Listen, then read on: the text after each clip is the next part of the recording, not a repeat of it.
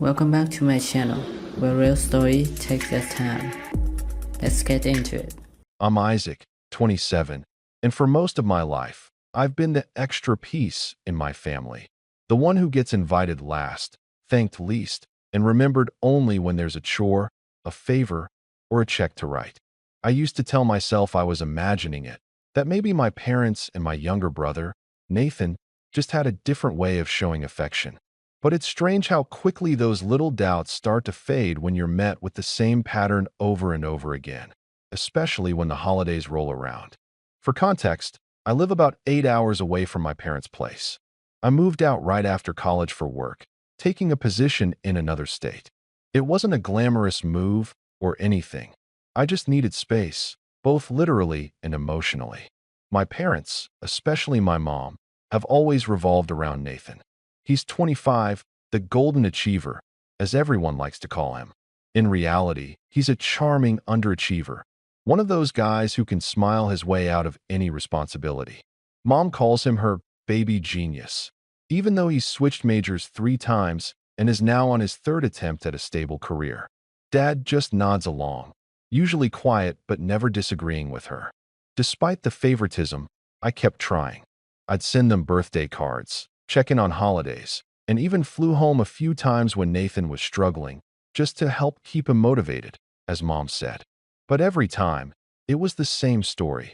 I'd come home, help fix something around the house, and end up watching them praise Nathan for handling things like a man.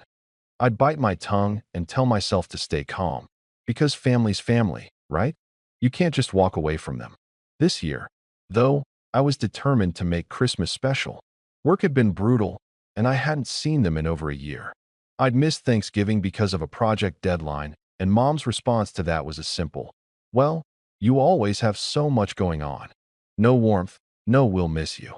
Still, I wanted to surprise them. I even cleared it with my boss to take a few extra days off, booked a cheap motel near my hometown, and packed my car with a few gifts, things I thought they'd like. A new set of knives for Dad. He loves cooking, and a framed photo of the 3 of us from when we were kids, which I'd found in an old album. I didn't tell anyone I was coming.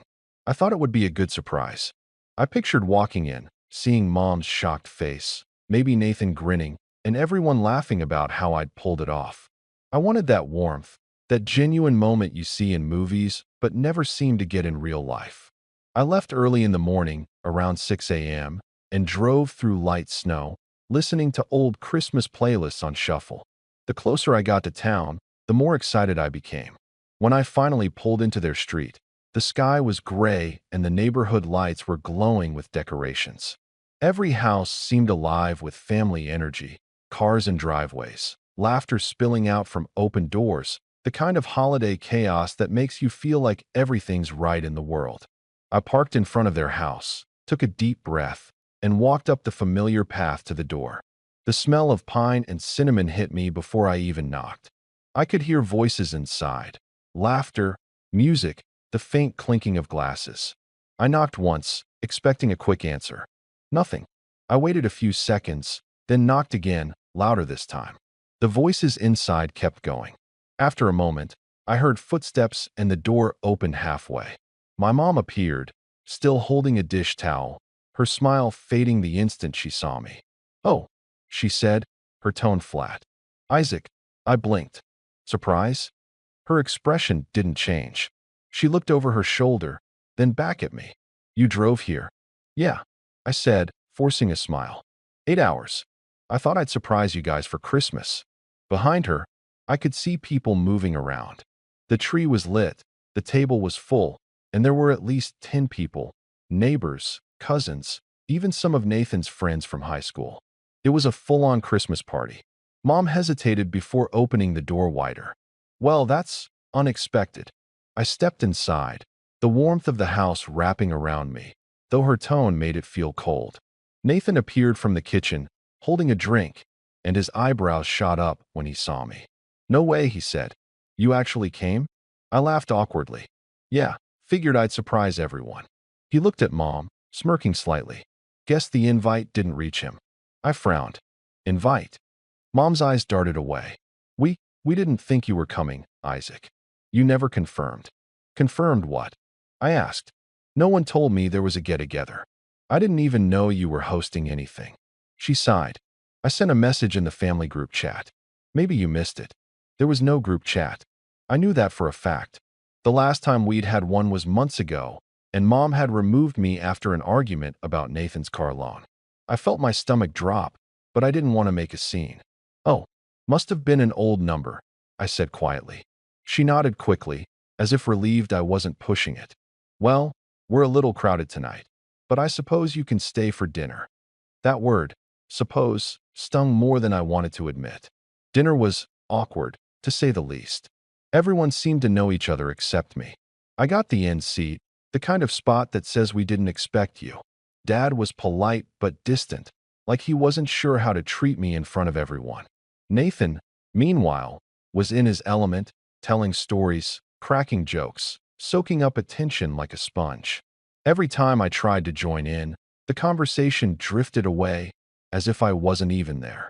At one point, Nathan bragged about how he'd recently gotten engaged. Everyone clapped, Mom teared up, and Dad raised his glass.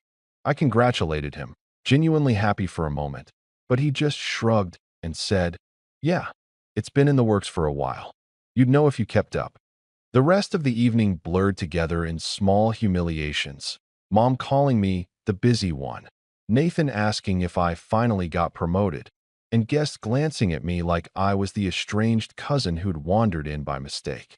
When I finally left, no one offered to help with my bags. Mom gave me a brief hug at the door and said, "It was nice of you to stop by. Maybe next year you can plan ahead." That sentence looped in my head the entire drive back to the motel. I sat in my car for a long time, just staring at the steering wheel, the wrapped gifts still sitting in the back seat. I didn't even unwrap them. I just sat there, letting the exhaustion and disappointment settle in like dust. 2 days later, I was packing up to leave when my phone buzzed. It was a message from Mom. I almost ignored it, but curiosity got the better of me. She'd sent a text that said, "Nathan's wedding is coming up soon. We're collecting for a family gift from you. $600 should be fine. I'll let you know where to send it." No greeting, no apology, not even a question. Just $600 should be fine. I stared at the message for a long time, disbelief giving way to something else, something colder, sharper. It wasn't even about the money anymore. It was about everything leading up to it. The dismissal, the exclusion, the years of being treated like a wallet with legs. I didn't respond right away. I needed time to think. That night, I sat on the motel bed, scrolling through old photos and messages, remembering every time I'd been left out or made to feel lesser. And somewhere between those memories and the echo of my mom's text, I made a quiet decision. I wasn't going to let this slide. Not this time. I didn't respond to Mom's message right away. I just stared at it for a good minute, then turned off my phone and let the silence in the motel room swallow me whole. The heater was buzzing in the corner, but the air still felt cold. $600. She didn't even ask if I wanted to contribute. She just told me. That, more than anything, set something off inside me. It wasn't the first time they'd done this kind of thing, but there was something different about it now. Maybe it was because of the way Mom had looked at me when I showed up at the door, like I'd interrupted a perfect picture by walking into it. Or maybe it was because I'd finally realized that no matter how much I tried, I was never going to be family in the way Nathan was. The next morning, I stopped by a diner before heading home. I kept replaying the night of the party in my head. The way Nathan had laughed when I told him about my job, like my career didn't count because it didn't fit into his version of success. The way Mom kept saying, "You've always been so independent, Isaac," as if independence was some kind of disease I'd caught. Even Dad, usually the quiet observer, had joined in when Nathan started talking about his wedding plans, nodding approvingly when Nathan bragged about how the family was pitching in to help. The family, that phrase burned. I picked at my breakfast, unable to eat much, and thought about how I'd spent years being the one who kept things running quietly in the background. When Nathan dropped out of college the first time, Mom called me in tears, asking if I could send him some money to help him get back on his feet. I did. When Dad's car broke down 2 winters ago, I paid for the repairs. I even helped cover part of the mortgage when Mom said they were going through a rough patch. Not once did they offer to pay me back. I didn't expect them to. Back then, I told myself it was just what family does. Now, looking back, I realized it was never about helping each other. It was always me helping them.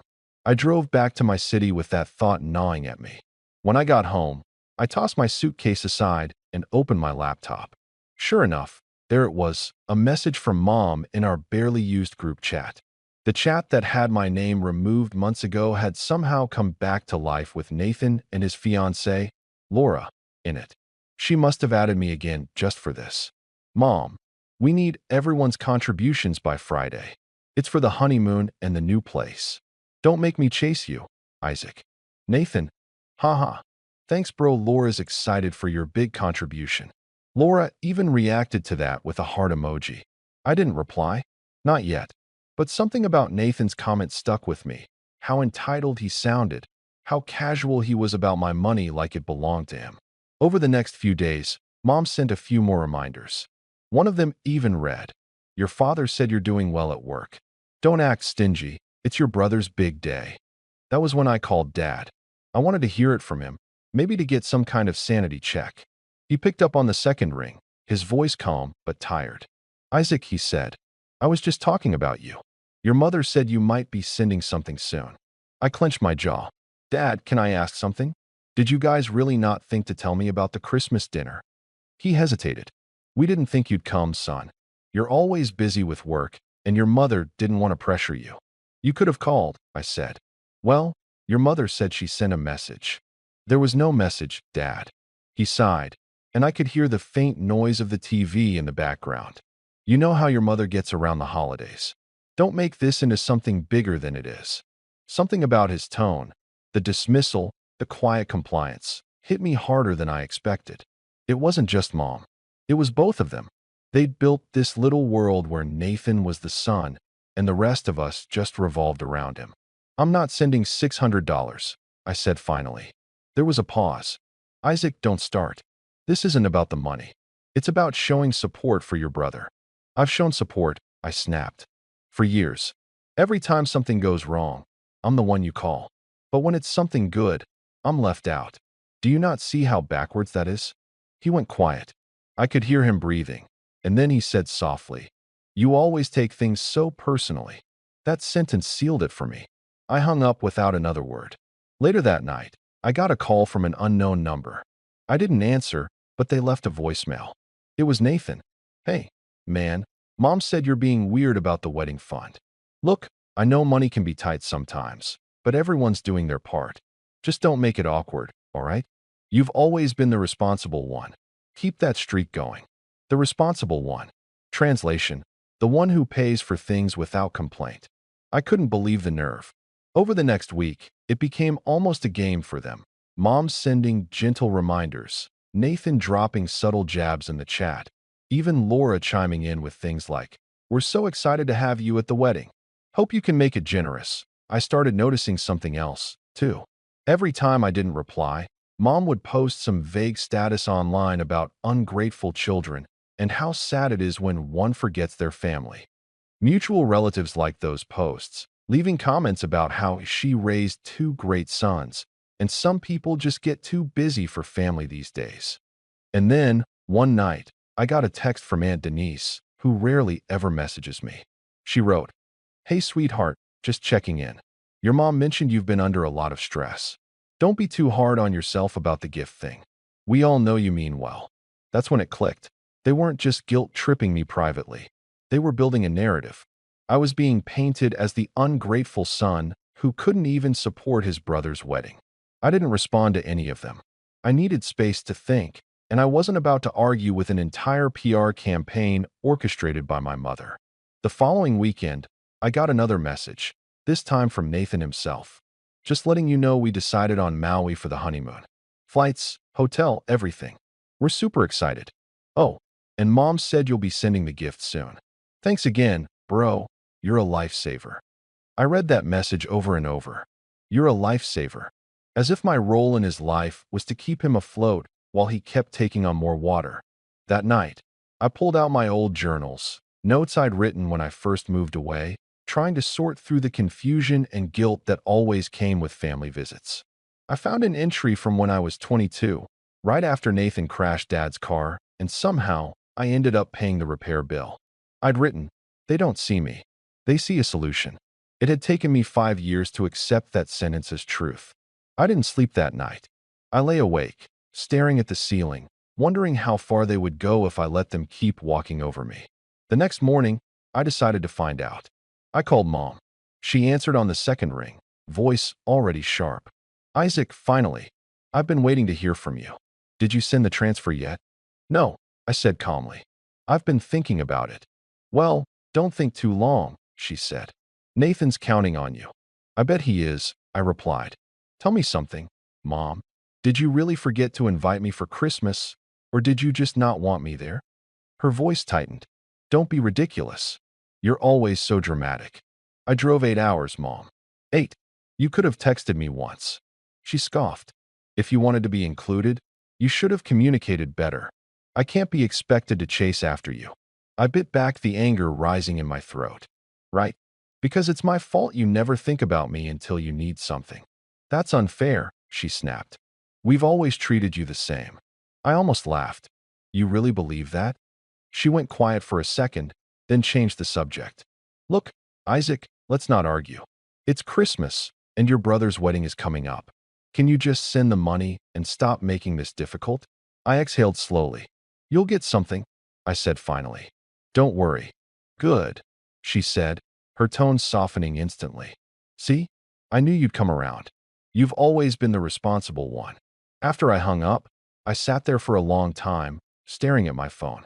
She had no idea that the quiet tone in my voice wasn't surrender. It was calm, calm before something I'd been building toward for years. Because if they wanted to treat me like a walking checkbook, I was going to make sure the next check they got from me was one they'd never forget. After that call with Mom, something inside me shifted. I wasn't angry in the same explosive way I used to be when I was younger. It was quieter this time, heavier. The kind of anger that sits in your chest and hums like static, where every small thing reminds you of how deep the cut goes.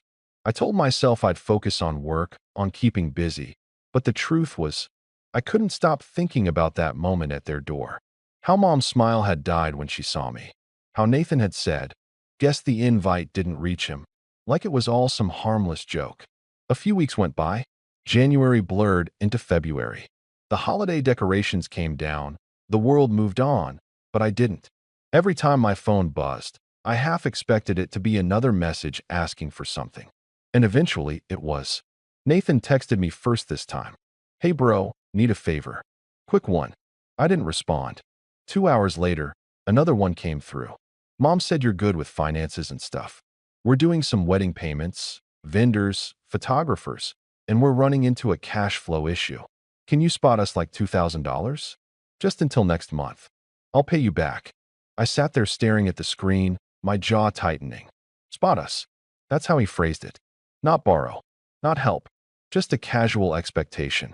Like asking for sugar from a neighbor. When I didn't reply, Mom called that evening. "Isaac, sweetheart," she began, her tone overly sweet, the one she used when she wanted something.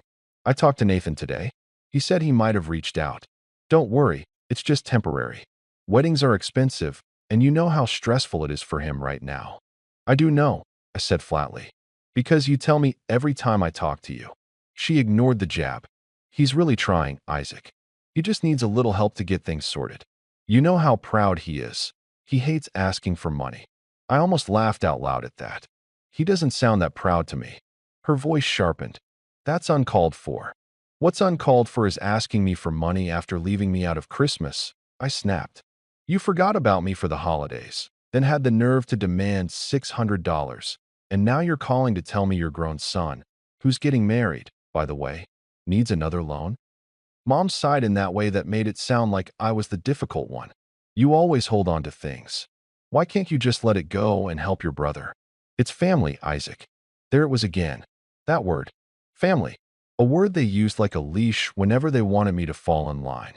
"I'll think about it," I said through gritted teeth.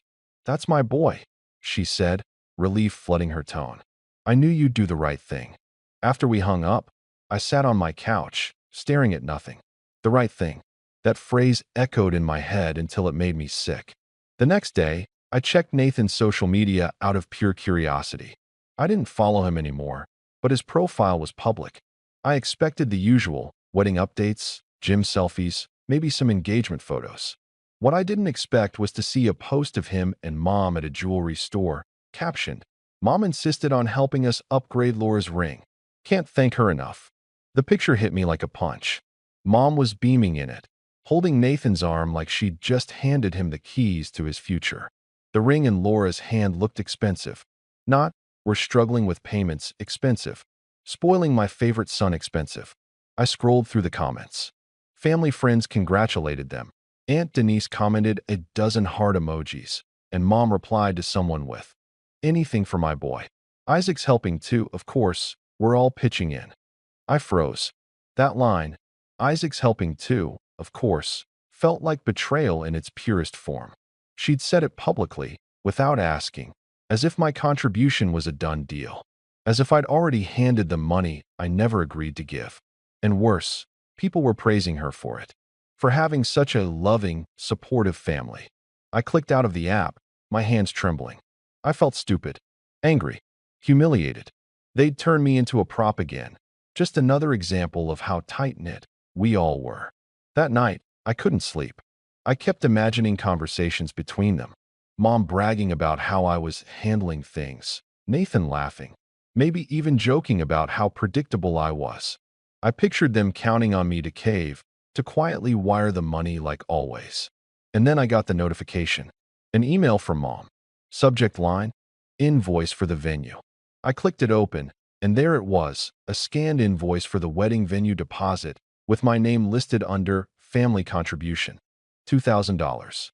Next to it, in parentheses, paid by Isaac M. My stomach dropped. She hadn't just expected me to pay. She'd told them I already did. Within minutes, my phone rang again. It was Nathan. "Dude, thanks for coming through," he said cheerfully. "That was super clutch. Mom said you sent it last night. Didn't even know you were that quick." "I didn't send anything," I said slowly. There was a pause. "Wait, what?" "Mom said you." "Hold on." I could hear muffled voices in the background. "Mom, probably."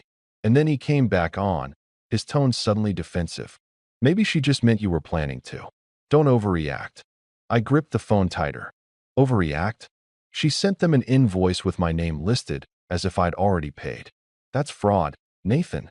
He laughed. Actually laughed. "It's not that serious, man. It's just a placeholder until you transfer it." My throat went dry. A placeholder? Yeah. She figured it'd be easier to get things locked in that way. You know how these venues work. First come, first serve. It's not a big deal. I could barely breathe. "You're telling me Mom used my name on an official payment document without even asking me?" He exhaled loudly, clearly getting impatient. "You're making this weird, dude. We're family. It's all coming from the same place." "No," I said, my voice trembling but steady. "It's not." There was a long pause before he said quietly, "Look, if you're that pressed about it, I'll talk to Mom. But don't make it awkward at the wedding, all right?" Then he hung up. I sat there in silence, my heart pounding. I checked the invoice again, reading every line until I found what I'd missed before. The venue's policy included a non-refundable deposit, meaning that even if they changed the payer later, that money, my supposed $2,000, was already locked in. They'd tied my name to a payment I never made, and now, if anything went wrong, it'd trace back to me. I called Mom immediately. She didn't even sound surprised. "Oh, that," she said when I brought it up. "Isaac, calm down. It's just paperwork. I told them you were covering part of it, which you are, eventually. It's not like it's illegal." "It is illegal, Mom. You forged my payment." "Don't use that word," she snapped. "You're overreacting again. I was trying to help your brother. You always twist everything into drama." I took a shaky breath. "You can't just use my name to pay for things I didn't authorize." "Oh, please," she said dismissively. "After everything we've done for you? You act like we're strangers." That sentence stopped me cold. "What you've done for me?" She went quiet for a moment, then said in that patronizing tone she always used when she wanted to guilt-trip me, We raised you. We supported you through school. Don't make it sound like we've taken advantage of you. You're lucky we're even including you in this. Including me. The words hit harder than she probably meant them to. Including me. Like being part of their lives was some kind of privilege I had to earn by paying for the right to exist there. I didn't respond. I just hung up because I knew if I didn't, I'd say something I couldn't take back. But inside, something cracked. It wasn't just about the money anymore. It was about respect, trust, and the realization that they would keep crossing boundaries as long as I kept giving them room to. The next morning, I woke up to 3 missed calls from Mom and 1 from Nathan. I ignored them. Then, another message from Mom. I hope you're not going to make this difficult. Nathan's counting on you. Don't ruin this for him. I stared at that text for a long time, then opened my banking app, not to send anything, but to check the transactions, just to reassure myself that I still had control. And that's when I saw it. A pending charge from Cedar Lake Banquet Hall for $2,000. My blood ran cold. It was pending, meaning the payment hadn't fully gone through yet, but the request was there, waiting for authorization. And the account number it was tied to? Mine. I don't know how she did it. Maybe she had my old account info from years ago when I used to send money for family emergencies. Maybe she still had one of those auto-pay setups saved from back then. But either way, she'd actually tried to pull money directly from my account. And that was the moment everything inside me went still. The anger, the disbelief, the hurt, they all condensed into something sharper, calmer. This wasn't a mistake. This wasn't miscommunication. This was betrayal. And I finally understood they weren't going to stop until I made them. After discovering the pending charge, I felt like I had hit some kind of bottom I hadn't realized existed. It wasn't just the betrayal. It was the weight of everything that had come before, the years of quiet compliance, the way my family had treated me like a resource rather than a person. I sat on my couch for hours, staring at my laptop, phone, and the piles of unopened mail I'd been ignoring, feeling simultaneously numb and furious. For the first time in years, I let myself really feel the sting of being manipulated and minimized. That week, I did something I hadn't done in a long time. I withdrew. Not physically, exactly. I still went to work, still answered emails, but socially, I disappeared. I stopped checking Nathan's social media. I ignored Mom's messages. I deleted the group chat from my phone. Every ping or notification that might remind me of them was silenced. It was quiet, and for the first time, the quiet felt good. During those days of silence, I started reflecting. I thought about the times I'd bailed Nathan out, paid for repairs, covered bills, and how little acknowledgement I'd ever gotten. I thought about Mom's texts, her calls, the way she'd flaunted my contribution publicly, and I realized I'd been letting them define my value. That stopped now. I didn't need their validation anymore. I needed control over my own life. And for once, I was going to take it. I started small. I reviewed my finances, double-checking every account, making sure nothing could be accessed without my permission. I changed passwords, closed old accounts, and set up alerts for any attempted transactions. I documented everything: emails, texts, messages, bank records, because the thought of being blindsided again made my skin crawl. I wanted leverage, not vulnerability. Then I started thinking bigger. For years, I'd been working in marketing, quietly climbing the ladder, staying late, taking extra projects, building skills that no one in my family appreciated. I realized I'd been doing all the right things for the wrong people. Now, I could channel all that energy toward myself. I started networking more seriously, taking on freelance projects outside of my day job, and saving aggressively. For the first time, I didn't feel guilty about it. My ambition wasn't something to apologize for, it was armor. It wasn't instant. There were days I doubted myself, nights I felt lonely, and moments when memories of Mom and Nathan's betrayal made my chest tighten so badly I couldn't breathe. But slowly, things began to shift. My freelance clients grew impressed with my work, offering referrals that led to bigger projects. I started receiving recognition at my day job, promotions I didn't even realize were possible because I'd been so focused on surviving in my family's shadow. With each success, my confidence grew. I started feeling something I hadn't felt in years: pride in myself. It was during one of those quiet nights, weeks later, that I realized something. My family had spent so long assuming I would stay small, assuming I would quietly pay for their mistakes, assuming I would continue to give without question. That assumption had left them blind to who I was becoming. I was no longer the quiet, accommodating, responsible one.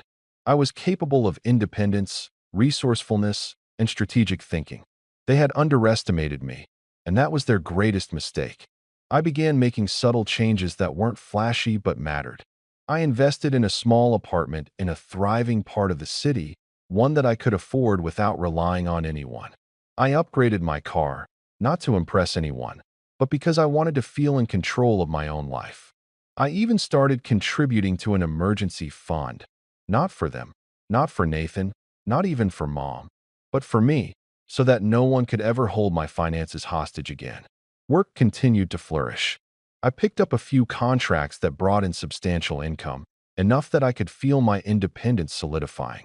I started mentoring colleagues younger than me, something I never had the chance to do when I was constantly being pulled into my family's crises. I wasn't just surviving anymore. I was growing, building, and thriving. And through all of this, I watched my family from a distance. I didn't engage, didn't respond, didn't make a move yet. I let them continue believing I was still the predictable, obedient son, the one they could manipulate. It was almost amusing, in a quiet, vindicating way. Every text they sent, every subtle guilt trip, only reminded me that I now held the power. One day, I got a text from Aunt Denise. "Isaac, how are you?" Mom's been worried. I ignored it. Then a week later, Nathan texted, "Hey bro, hope you're doing well. Mom said you were mad about the wedding stuff. Can we talk?" I didn't respond to him either. I let the silence speak for me. The turning point came unexpectedly. I was reviewing my freelance contracts one evening when I noticed a small opportunity, a chance to invest in a startup company that was looking for marketing partners. Normally, I wouldn't have considered it because the risk was significant. But this time, I had the resources, the knowledge, and the drive. I took the leap. I signed the agreement, poured time and energy into it, and watched as the first few months of effort started showing results. Revenue began to grow. My name started circulating in professional circles I'd never reached before, and slowly, I felt a sense of power that was entirely my own. I began to realize something crucial. My family's control over me had always been financial and emotional. If I removed myself from their system entirely, if I refused to play by their rules, they had no leverage. I could choose my own worth, and no one could dictate it. During this time, Mom and Nathan continued their messages, subtle jabs, and passive-aggressive notes. I received an email from Mom one morning. "Isaac, the wedding is next month. Your absence would be noticed. Hope you reconsider your contributions." I smiled quietly to myself. My life wasn't about her anymore. I had something she couldn't take: independence, success, and self-respect. And I was starting to understand that the next step wasn't just surviving. It was turning the tables. The confidence I'd quietly built over weeks of retreat and growth now fueled my thinking. I started drafting ideas, jotting down plans in a notebook I kept hidden from everyone. Nothing impulsive, this was strategic. I knew the power of patience now. I wasn't going to confront them in anger or chaos. I was going to dismantle their assumptions methodically, and when the time came, they wouldn't see it coming. The more I observed, the more I noticed patterns. Mom always bragged about what I supposedly contributed, painting me as the dutiful son. Nathan counted on my compliance, assuming I would never say no. Their network of friends and relatives praised them for having such a generous, loving family, completely blind to the reality. That ignorance was my leverage. They had built a house of cards on the foundation of my obedience, and now, that foundation was gone. I started rehearsing scenarios in my head, thinking about the smallest ways I could take back control. Not revenge yet, not spectacularly, but subtle, undeniable moves that would make it impossible for them to claim I'd gone rogue unfairly. I wanted them to feel the exact same powerlessness I'd felt when they'd manipulated me. Meanwhile, my own life continued to flourish quietly. I had evenings free from guilt, weekends to myself, and mornings where I didn't have to answer to anyone else's crises. I started socializing with people who respected boundaries, built connections outside my family, and began envisioning a future where I wasn't defined by my parents or Nathan's whims. And somewhere in the back of my mind, I kept that quiet, burning thought. They believed they were untouchable. They didn't know what I had in store. Little by little, I was rebuilding not just my finances or my career, but my entire sense of self. And the more I grew, the more I realized something important. I didn't need to fight just to survive anymore. I was growing strong enough to shape the battlefield on my own terms. It was the first time in years I felt like I wasn't just reacting to them. I was preparing to lead. And for the first time in a very long time, I felt something thrilling coursing through me. Anticipation. Because the next time they reached for me, expecting obedience, they were going to find something entirely different. For a long time, I thought revenge would look dramatic, yelling, a big reveal, something that would make them finally see how awful they'd been. But the more I thought about it, the more I realized that theatrics were exactly what they'd expect. They thrived on spectacle because it let them perform their narrative, generous, put upon parents, a brilliant son building a future, a loving family. If I wanted to hurt them in a way they'd actually feel, I had to be boring, consistent, and quietly unstoppable. I had to be something they couldn't easily spin into pity or virtue signaling. I had to build something real, not shout about what they'd done. So I went back to work like I always had. Except this time, everything I did had an endgame. Little decisions were no longer random tasks to pay the bills. They were moves on a board.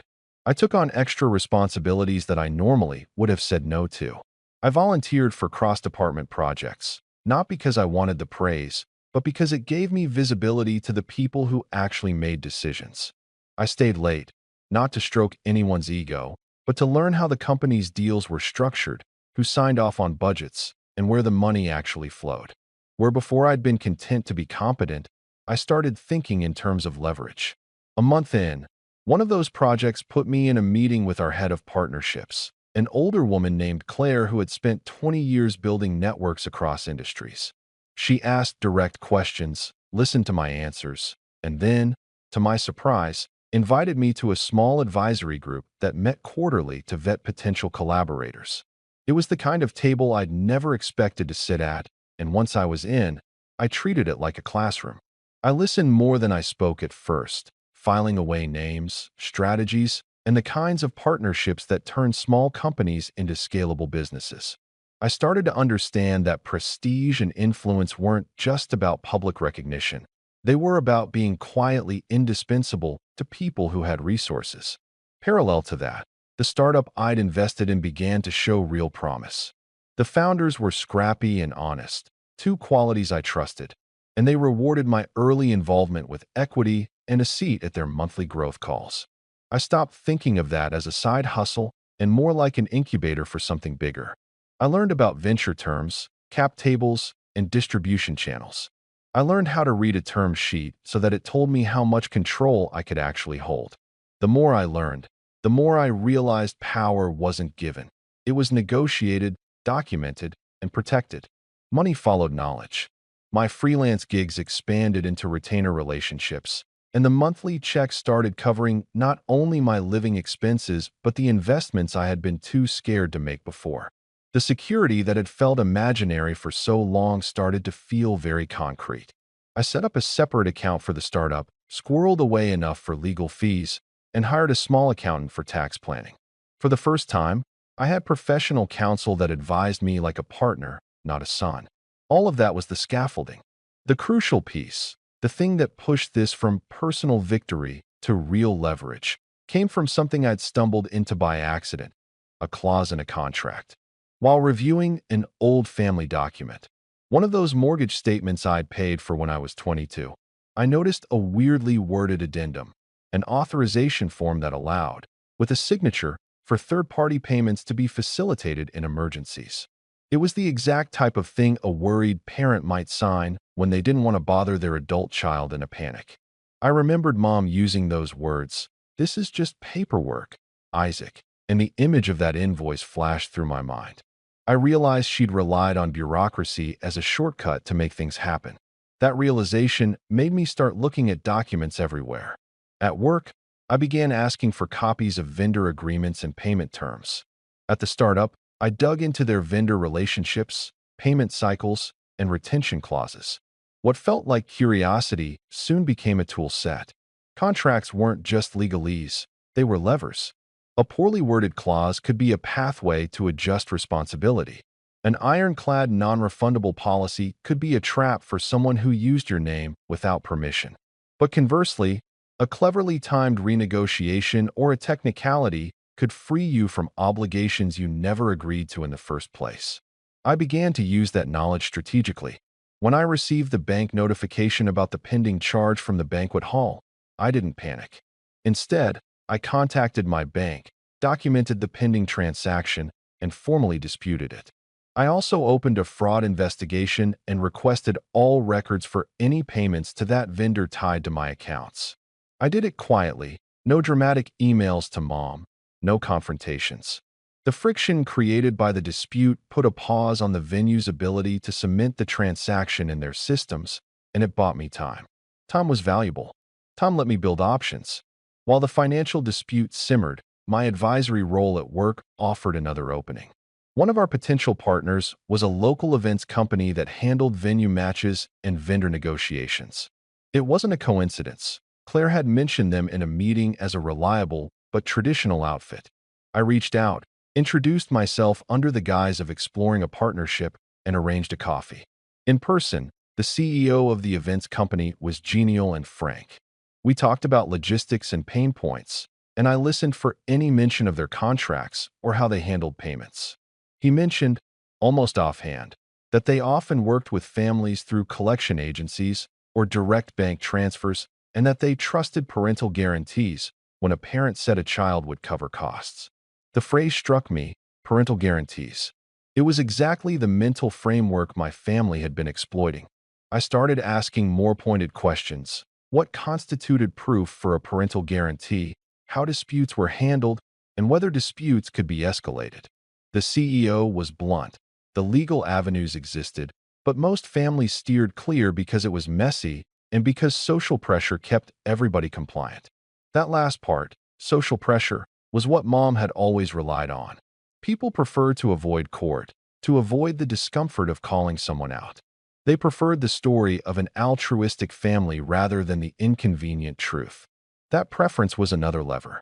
Hoping to gain practical advantage, I enrolled in a short course on contract negotiation at the local business school. I told myself it was for work, but the truth was it was for me. The class was focused, tactical, and more importantly, it gave me language I could use to unpick what they'd tangled around me. I learned about fiduciary duty, audit trails, and the ways to request documented proof of transfer, not just a text or a boastful Facebook post, but signed receipts, bank confirmations, and traceable authorizations. I learned how to issue a structured demand letter and when to escalate matters to counsel. All these pieces, bank disputes, partnerships, course material, startup equity, started fitting together in my head. I was building a map of where power actually sat. It wasn't in their performance of generosity. It was in systems, contracts, accounts, legal definitions that either bound you or freed you depending on how well you understood them. The more I knew, the less their bluff mattered. On a personal level, I began to change the way I interacted too.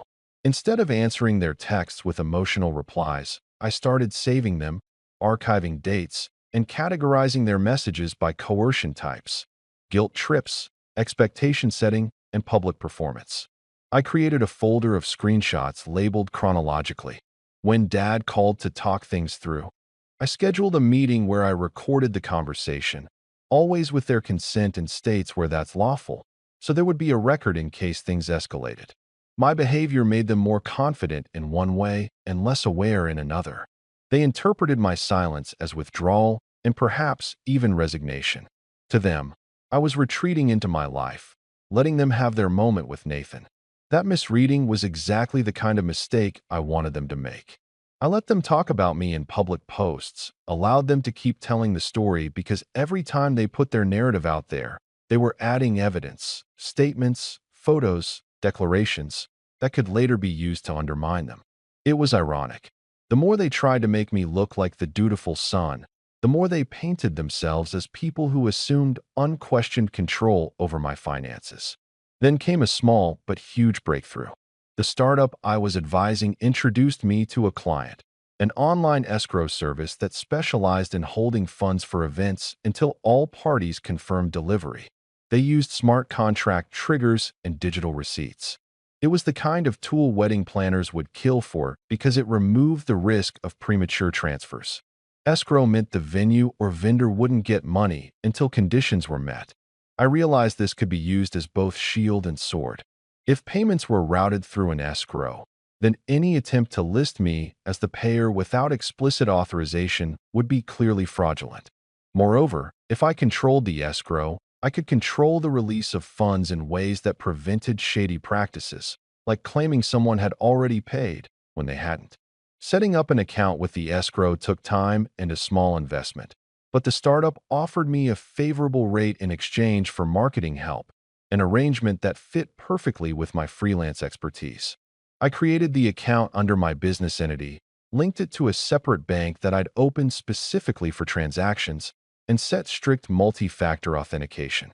Then I reached out, quietly, to the venue and explained, as a potential vendor partner, that any family wanting to secure a deposit on their behalf needed to provide documented authorization and use an approved escrow channel. It wasn't a confrontation. It was a policy suggestion cloaked as professional advice. They appreciated the guidance and started to ask for standardized authorizations. Everything I'd done so far had been incremental, small wins that cumulatively changed the shape of my leverage. I had a dispute open with my bank on the pending charge, a legal knowledge base, new professional relationships in the events world, and an escrow mechanism that would make unauthorized claims far harder to execute. More importantly, I had time and a sense of agency I hadn't felt in years. And then, finally, an opportunity presented itself that felt almost too perfect. Mom sent out a brash Instagram story, a photo of the signed venue contract with a caption about how Isaac had generously taken care of the deposit and a swipe-up link to the venue's page. The venue, proud and eager for publicity, reposted it. It was public, it was boastful, and it was an admission. They'd posted the proof of a claim that I had never authorized. That public post was my opening. Public statements carry weight in social negotiations. People internalize them. But they also create a paper trail once screenshots and timestamps exist. I saved the story, archived it, and then, because I wanted to be careful and procedural, I contacted the venue under my business email. I was polite, professional, and precise. I stated that my name had been used in a public post as the payer for a deposit I had never authorized, that I had a dispute open with my bank, and asked for their policy on disputed payments and name authorizations. I copied the escrow team because I wanted the vendor thinking about a safer process. Within 24 hours, the venue replied. They were apologetic and said they would pull the post and review their internal records. Behind the scenes, I could feel the gears turning. My dispute had caused uncertainty. The venue that had been happy to accept Mom's claim now had to reconcile a public narrative with an unpaid charge and a formal dispute. The social proof they'd relied on was evaporating. As the pieces moved into place, I realized the plan didn't need to be cruel. It didn't need to be vindictive spectacle. It only needed to be precise, relentless, and legally unimpeachable. I had the facts, the tools, and a growing professional profile that made other people take my concerns seriously.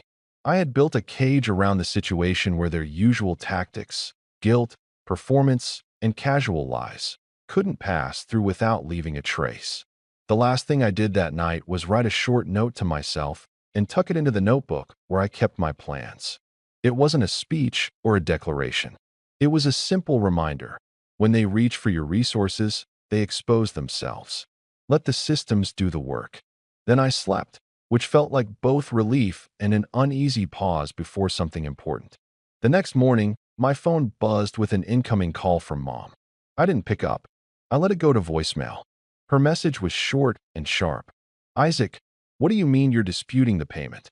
This is ridiculous. Call me. I listened to it twice, then forwarded the voicemail, unedited, to an email I'd set up for legal correspondence and added a time-stamped screenshot of her Instagram story. I felt strangely calm, almost clinical. There was no cathartic shout, no dramatic confrontation, just a sequence of documented events, each one slowly cornering the narrative they had built around me. I knew they'd try to spin it.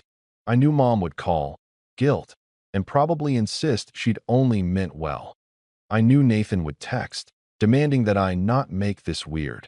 But now when they pointed fingers, there would be receipts. There would be records. There would be systems I could point to that showed their assumptions were not facts. As the day wore on, the bank sent a notification. The pending charge was on hold pending investigation. The venue emailed to request more information. Nathan texted, a single line, call me. I didn't call.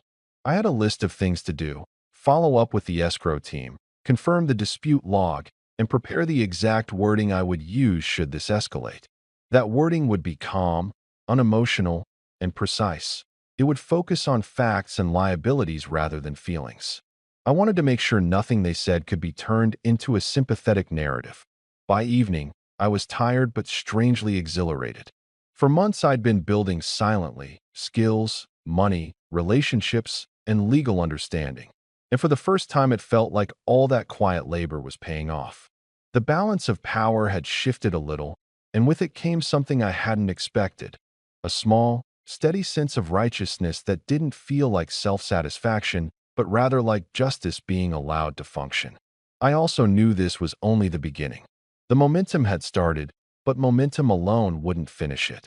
There was still the emotional work to do, the family conversations to have, and the possibility that they would double down and try something worse.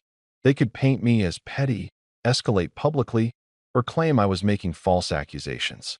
But now I had options: legal counsel, public timestamps, vendor partners, and an escrow mechanism, all things that made their usual plays far less effective.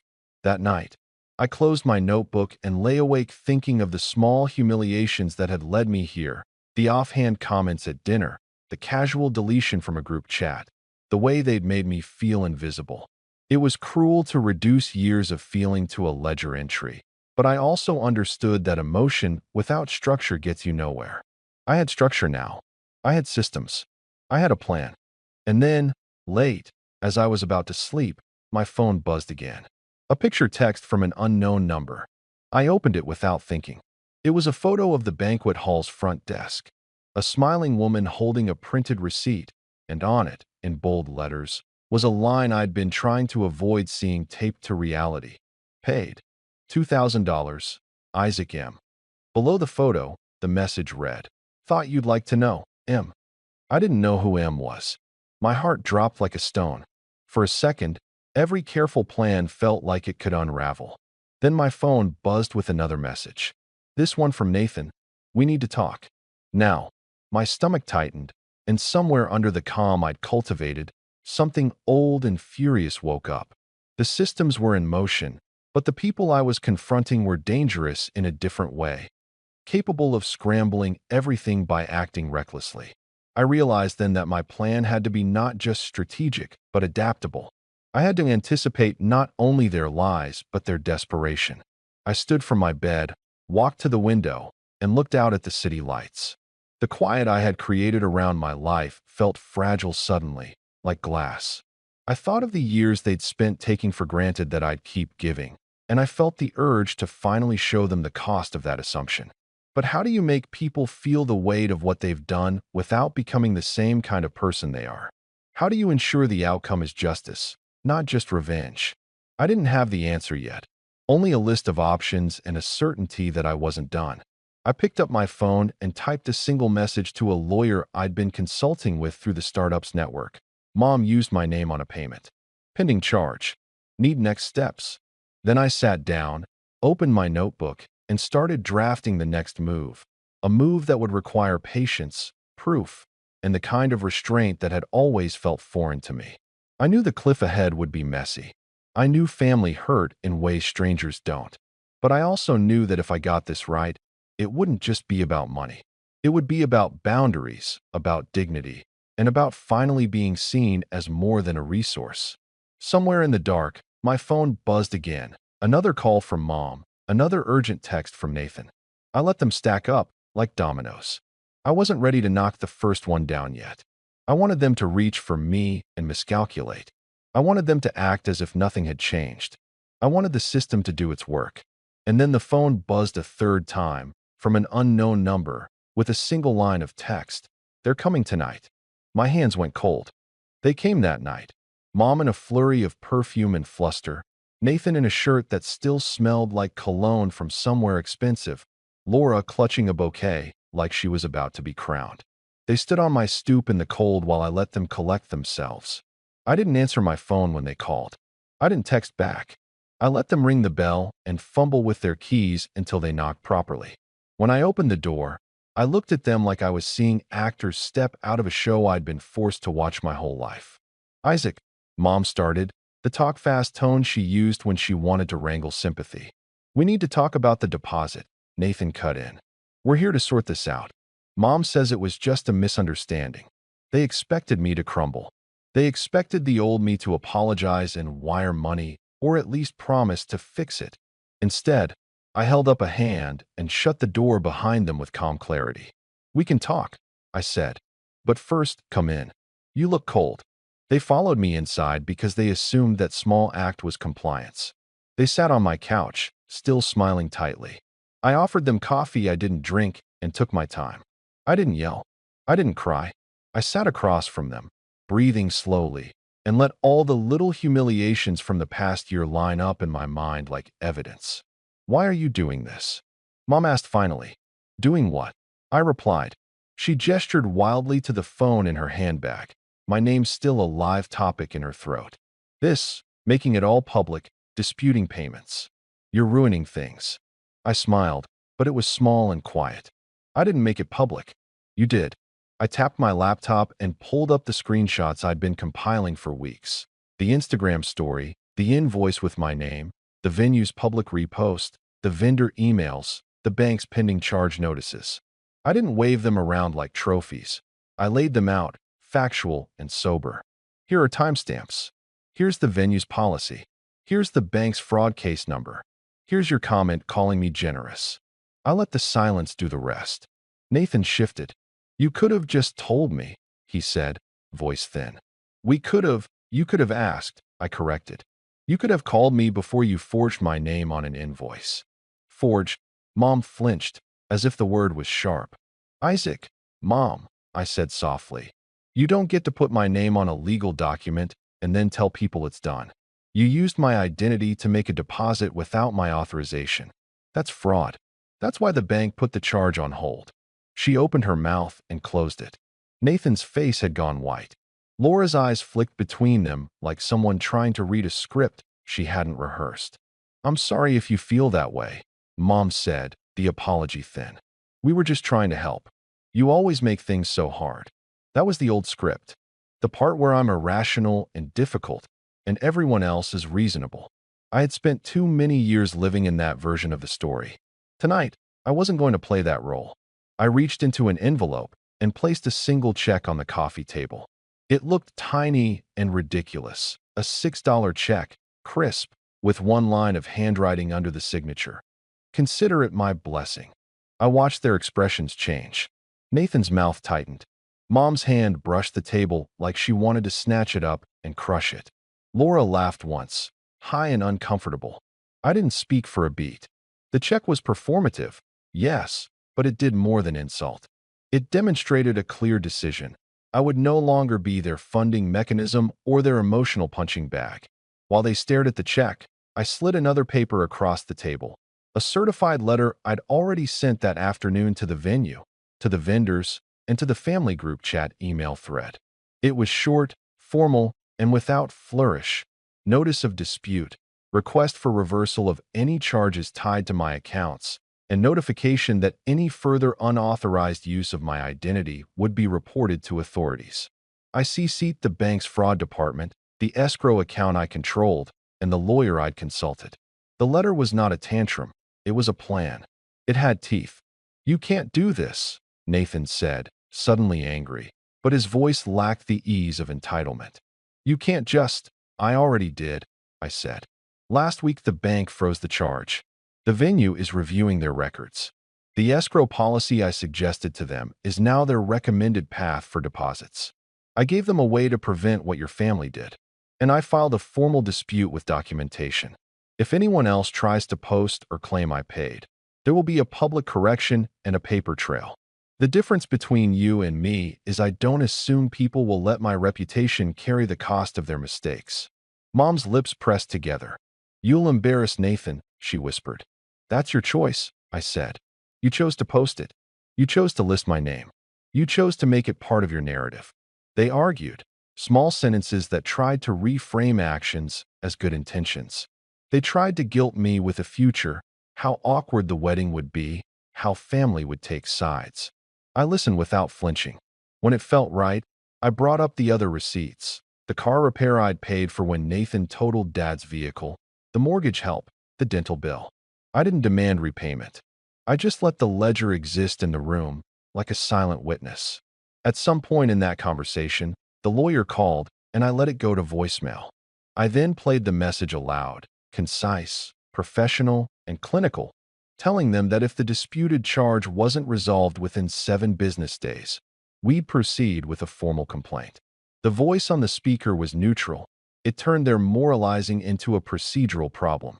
You could see the panic thinly masked as indignation.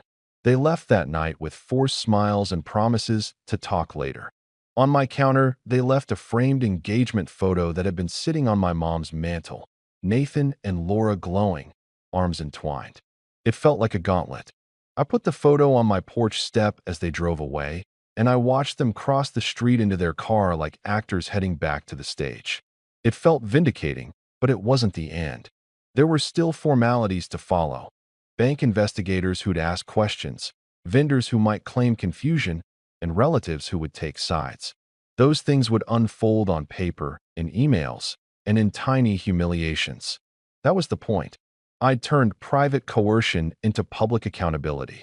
I'd taken a quiet, bureaucratic path to force honesty out of people who preferred performance to truth. Before I went to bed, I posted one short message to the group chat they had re-added me to, a screenshot of Mom's Instagram story with the caption, "This is not accurate. I did not authorize this payment. Please contact me for verification." No rant. No insults. A fact. Then I sent a copy to the venue's email with the same short line and asked them to confirm receipt. I slept badly, but there was a strange peace under the exhaustion. The systems were working: bank, venue policies, escrow, legal counsel. My revenge hadn't been dramatic fireworks. It had been calm, methodical, and painfully effective.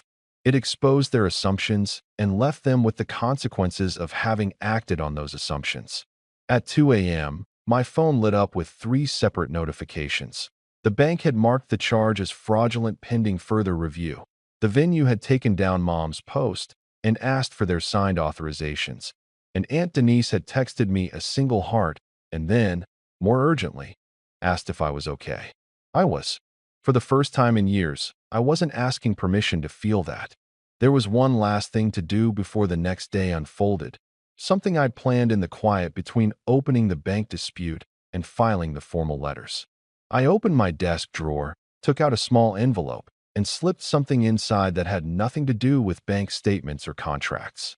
I wrote one line on a postcard and addressed it to the family. Consider it my blessing. I pictured them opening it at breakfast, seeing $6 and a note that read like calm contempt. A small, private humiliation to match the many little ones they'd handed me. But then my phone buzzed, a message that made my hands go cold. Unknown number, 3 words. They're already here. I turned the postcard over in my hand and heard a knock at the door. 3 short, deliberate raps. My chest tightened. The plan had worked. The systems were in motion. They had to respond. But whatever came next wouldn't be in the documents or the bank logs. It would be face to face.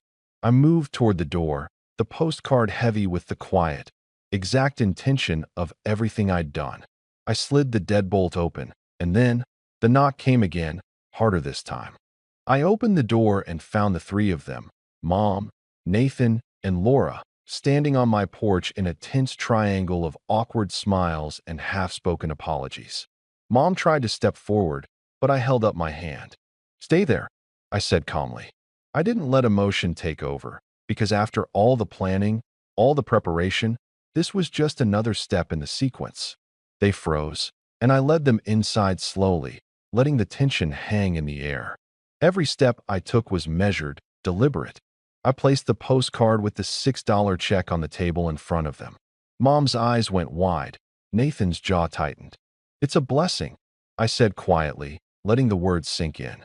I didn't explain. I didn't justify. The meaning was crystal clear. They had pushed, manipulated, and tried to control me for years. And now, their assumptions had been met with the simplest, sharpest form of truth. I pulled out my laptop and opened the folder I'd created over weeks. Screenshots of texts, the Instagram story, vendor emails, bank notifications, and the formal dispute letters. I didn't raise my voice. I didn't accuse. I simply laid them all out on the screen and let the evidence speak. Mom's hands trembled slightly. Nathan's face went pale. Even Laura, who had been smug about the wedding plans, looked uneasy. "This," I said, tapping the screen, "is everything you relied on me to ignore. Every assumption, every manipulation, every time you thought I wouldn't notice. And here's the truth. I did notice. I kept records, and I acted." Mom stammered. "Isaac, we didn't mean," I interrupted gently, almost pitying. "Meaning doesn't change facts. Intent doesn't authorize action. You treated me like a resource, and resources have limits. I'm done being one of yours." Nathan opened his mouth, then closed it. He tried again. "We can fix this." "No," I said softly. "You can't fix years of assumptions with words. You can only face the consequences of your own choices." Over the next hour, I calmly walked them through every step. The bank dispute, the venue correction, the escrow system I'd suggested, the legal review. Each point was clinical, precise, and irrefutable. They tried to interrupt, tried to argue, tried to guilt me, but every claim bounced off the meticulous structure I had built. Every lie or excuse collided with evidence. The power dynamic had shifted entirely. I held the control, and they could no longer manipulate it with charm, guilt, or entitlement. By the time they left, their faces were pale and rigid. Mom's usual pride had vanished, replaced by quiet realization. Nathan's smirk was gone, replaced by tense comprehension. Laura's confident smile had faded into a frown. They didn't speak as they walked to their car. No dramatics, no shouting, no tears, just the sound of the gravel crunching under their tires as they drove away. I closed the door behind them and leaned against it, letting the silence settle. The apartment was quiet, and for the first time in years, it wasn't heavy with expectation, obligation, or dread. The systems I'd put in place were working exactly as intended. The bank had frozen the fraudulent charge, the venue had corrected the record, and my identity and my autonomy were protected. I picked up the $6 check and smiled quietly. It wasn't about the money. It was about the symbolism, the smallest, calmest gesture delivering the sharpest impact. They had expected drama, confrontation, or panic. Instead, they got precision, patience, and proof. And that was far more humiliating than a tantrum ever could have been. I placed the check in my wallet, knowing I'd keep it as a reminder. Not of anger, but of control. Not of revenge, but of victory. They had underestimated me for years, and now, they had finally learned what happens when you do. I sat down, exhaled slowly, and for the first time, let myself relax completely. The fight was over.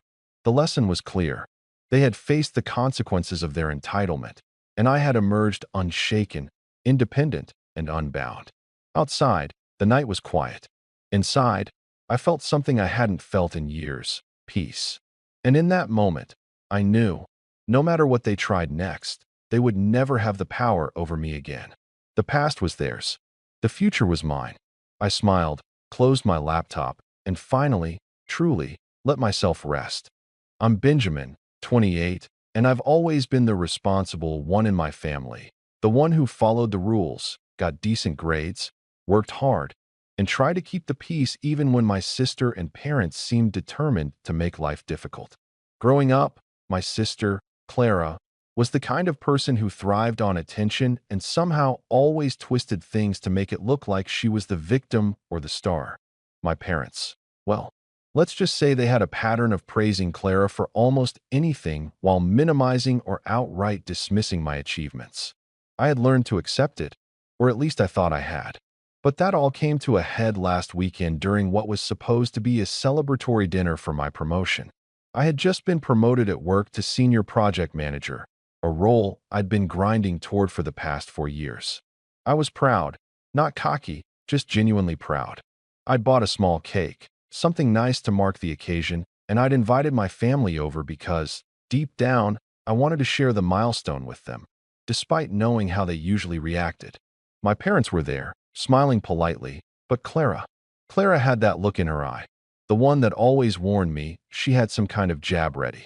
We were standing in the kitchen, my mom fussing over plates, my dad nodding at something I barely heard, and Clara leaned over the counter, smirk plastered on her face.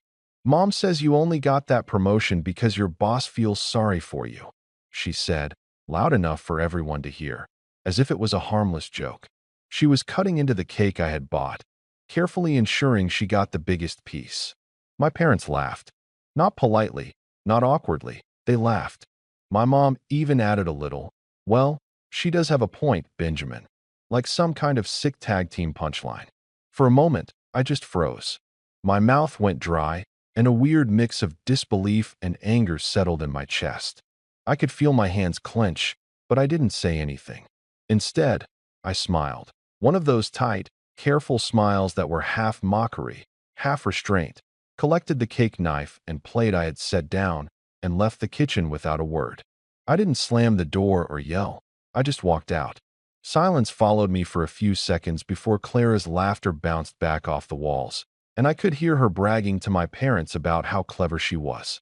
Walking to my car, I tried to tell myself it didn't matter. I tried to convince myself that I shouldn't let Clara get to me, that my promotion was real and my success wasn't up for debate. But the thing is, when your family is supposed to be your safe space and they're actively rooting against you, it sticks. It gnaws at you. And even though I was calm on the outside, a fire was building inside me. This wasn't going to be a simple insult to shrug off. The next week, things started unraveling in the most surreal way. I didn't expect it to happen so fast, but the universe, or maybe karma, has a sense of timing. Clara's husband, Dan, had been running a small company with a single supplier that handled nearly all their stock. He had been careless, overconfident, and honestly a bit lazy, assuming nothing could go wrong. Then it did. The supplier went bankrupt suddenly, leaving his company scrambling. At first, I didn't think much of it. I mean, business failures happen. But the way my family reacted when I heard the news was what truly caught me off guard. Suddenly, Clara was the victim. My parents, who had laughed at my success just days before, were frantically calling me, asking if I could come over and help talk things out and mediate a solution.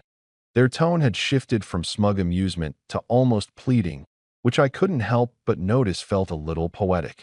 The irony wasn't lost on me. Here they were, the same people who had laughed at my achievements and questioned my competence, suddenly begging me to intervene when the tables turned. I knew one thing for certain. I wasn't going to rush to save anyone, especially not someone who had actively tried to humiliate me. Not yet. Not while the sting of that dinner was still fresh in my mind. But I also knew that, with the way Clara and my parents operated, they were going to keep digging themselves deeper. Their entitlement, their sense of superiority. It was a ticking time bomb waiting for the right spark. And for the first time in a long time, I realized I wasn't the powerless one anymore. I started thinking carefully, quietly, about what my next moves could be. Clara had made a huge mistake underestimating me, my patience, and my ability to play things smart. My parents, well, they were predictable. Always had been. And Dan's company? Vulnerable, exposed, and desperate. The thought of turning the tables wasn't just satisfying, it was thrilling. But I didn't act immediately. I didn't rush. I watched, I listened, I waited for them to dig themselves in deeper, because I knew the more unreasonable they got, the sweeter the payoff would be. Every time my phone buzzed with another frantic text from my parents or Clara, I felt a strange mix of amusement and cold determination. It was as if the roles had reversed overnight. I had gone from the family punching bag to the one with leverage. And I started noticing patterns I hadn't paid attention to before, how they thrived on making others feel small, how they overestimated their own cleverness, how their overconfidence was like a neon sign pointing straight to their weak spots. I didn't reply to the texts. I didn't call back. I let them stew. Each passing day, I gathered more information, quietly piecing together how Dan's company had relied on that supplier, what contracts were in place, who owed what, and how the ripple effect could spread if handled correctly. I felt like I was standing on the edge of something huge, a moment where patience and precision could completely upend their little world. And as much as I told myself I was only observing, I knew the fire inside me was growing. Not just the anger or the hurt, but a sense of clarity. Finally, I realized exactly how to use the one thing they had taken for granted my entire life: my restraint, my carefulness, and my ability to think ahead while they blundered. The week after that awful birthday dinner, I started seeing my family in a way I hadn't before. Before, I'd tolerated their favoritism and manipulations because I assumed that's just how families were. People took sides, emotions ran high, life went on. But now, after Clara's smug insult and the way my parents laughed it off, something inside me had shifted. I was no longer just trying to survive their entitlement. I was paying attention. Every little detail, every tiny jab or calculated slight, became a piece of a bigger puzzle. It started with subtle things. My parents would call me, ostensibly to check in, but the tone was different, patronizing, almost like they were testing whether I would cave under pressure. "Benjamin, honey, I know things are a little tense after the dinner. Maybe you could come over for a bit, just to smooth things over," my mom said one evening. The words were polite, almost syrupy, but I could hear the expectation underneath, that I would apologize or make excuses for Clara, or at the very least, validate their opinion. I didn't reply. I let the voicemail sit, listened to it once, then deleted it. Clara was relentless. I started noticing that every time we interacted, whether in person or over messages, she had a way of making herself the center of attention while minimizing everything I'd accomplished. She would send passive-aggressive texts that masqueraded as concern. "Wow, Benjamin, I didn't know they promoted you that fast. Guess your boss really likes pitying hard workers." Or, "Mom says you've been working too much lately. Don't want you to get overwhelmed, you know." On the surface, it seemed like advice or playful teasing, but it was calculated. Every message carried a sting. Then came the family gatherings, which became a minefield. My parents started inviting me over under the guise of casual dinners, but each time, the dynamic became more suffocating. Clara would brag about Dan's work, their latest purchases, their weekend trips, making sure to compare everything to me in subtle ways. "We had such a fun weekend, Ben. You should take some time off." "Oh, but I guess your boss doesn't allow fun like ours," she'd say with that smirk. And my parents? They nodded, smiled, and occasionally added a comment that made it clear they saw her as the shining example of success and charm. It got worse when they started treating me like I owed them something because I had a stable job and a good salary. One Friday night, they cornered me after a family dinner and casually suggested I should help Clara with some of her investments. Apparently, they had convinced themselves that because I was doing well, I was obligated to bail my sister out financially or professionally. "It's just a small loan, Ben," my dad said. "She's trying to expand, and you know how unpredictable business can be. We'd feel better if you could help." I looked at them, incredulous. I wasn't their bank, and I wasn't about to become Dan's personal safety net after everything they had laughed at me for. "What makes you think I'm responsible for her business?" I asked calmly. My voice was quiet, controlled, but I felt the anger bubbling underneath. They blinked, clearly expecting some kind of concession, and my dad's face flushed slightly. "Well, you are the responsible one, Benjamin. You've always had the brains and the drive. You're in a position to help, unlike Clara, bless her heart." I laughed softly, a little coldly. "So I'm just the family ATM now?" I asked. My parents didn't respond, of course. They never did when confronted with a statement that revealed their entitlement, but the silence was enough. Clara, who had been hovering nearby, gave that little tilt of the head smirk, as if she'd scored some kind of victory without lifting a finger. Over the next few days, the texts and calls continued. Each one escalated, though subtly. My parents began sending me articles about financial responsibility, job stability, and family obligations, always tagged with little reminders like, "Thought you'd find this interesting, Ben," or "Clara wants your opinion on this." The implication was clear. I should use my experience and resources to support them, to protect Clara, to reinforce the hierarchy they'd spent years enforcing. And Clara, of course, had no shame in flaunting her latest wins. She'd post photos of Dan's office, new cars, or dinners at fancy restaurants, then casually tag me or send screenshots, ensuring I couldn't ignore the comparison. It was during one particularly tense lunch that things escalated even further. My parents had invited me over to celebrate a little midweek achievement, which turned out to be a fundraiser Clara was hosting for Dan's company.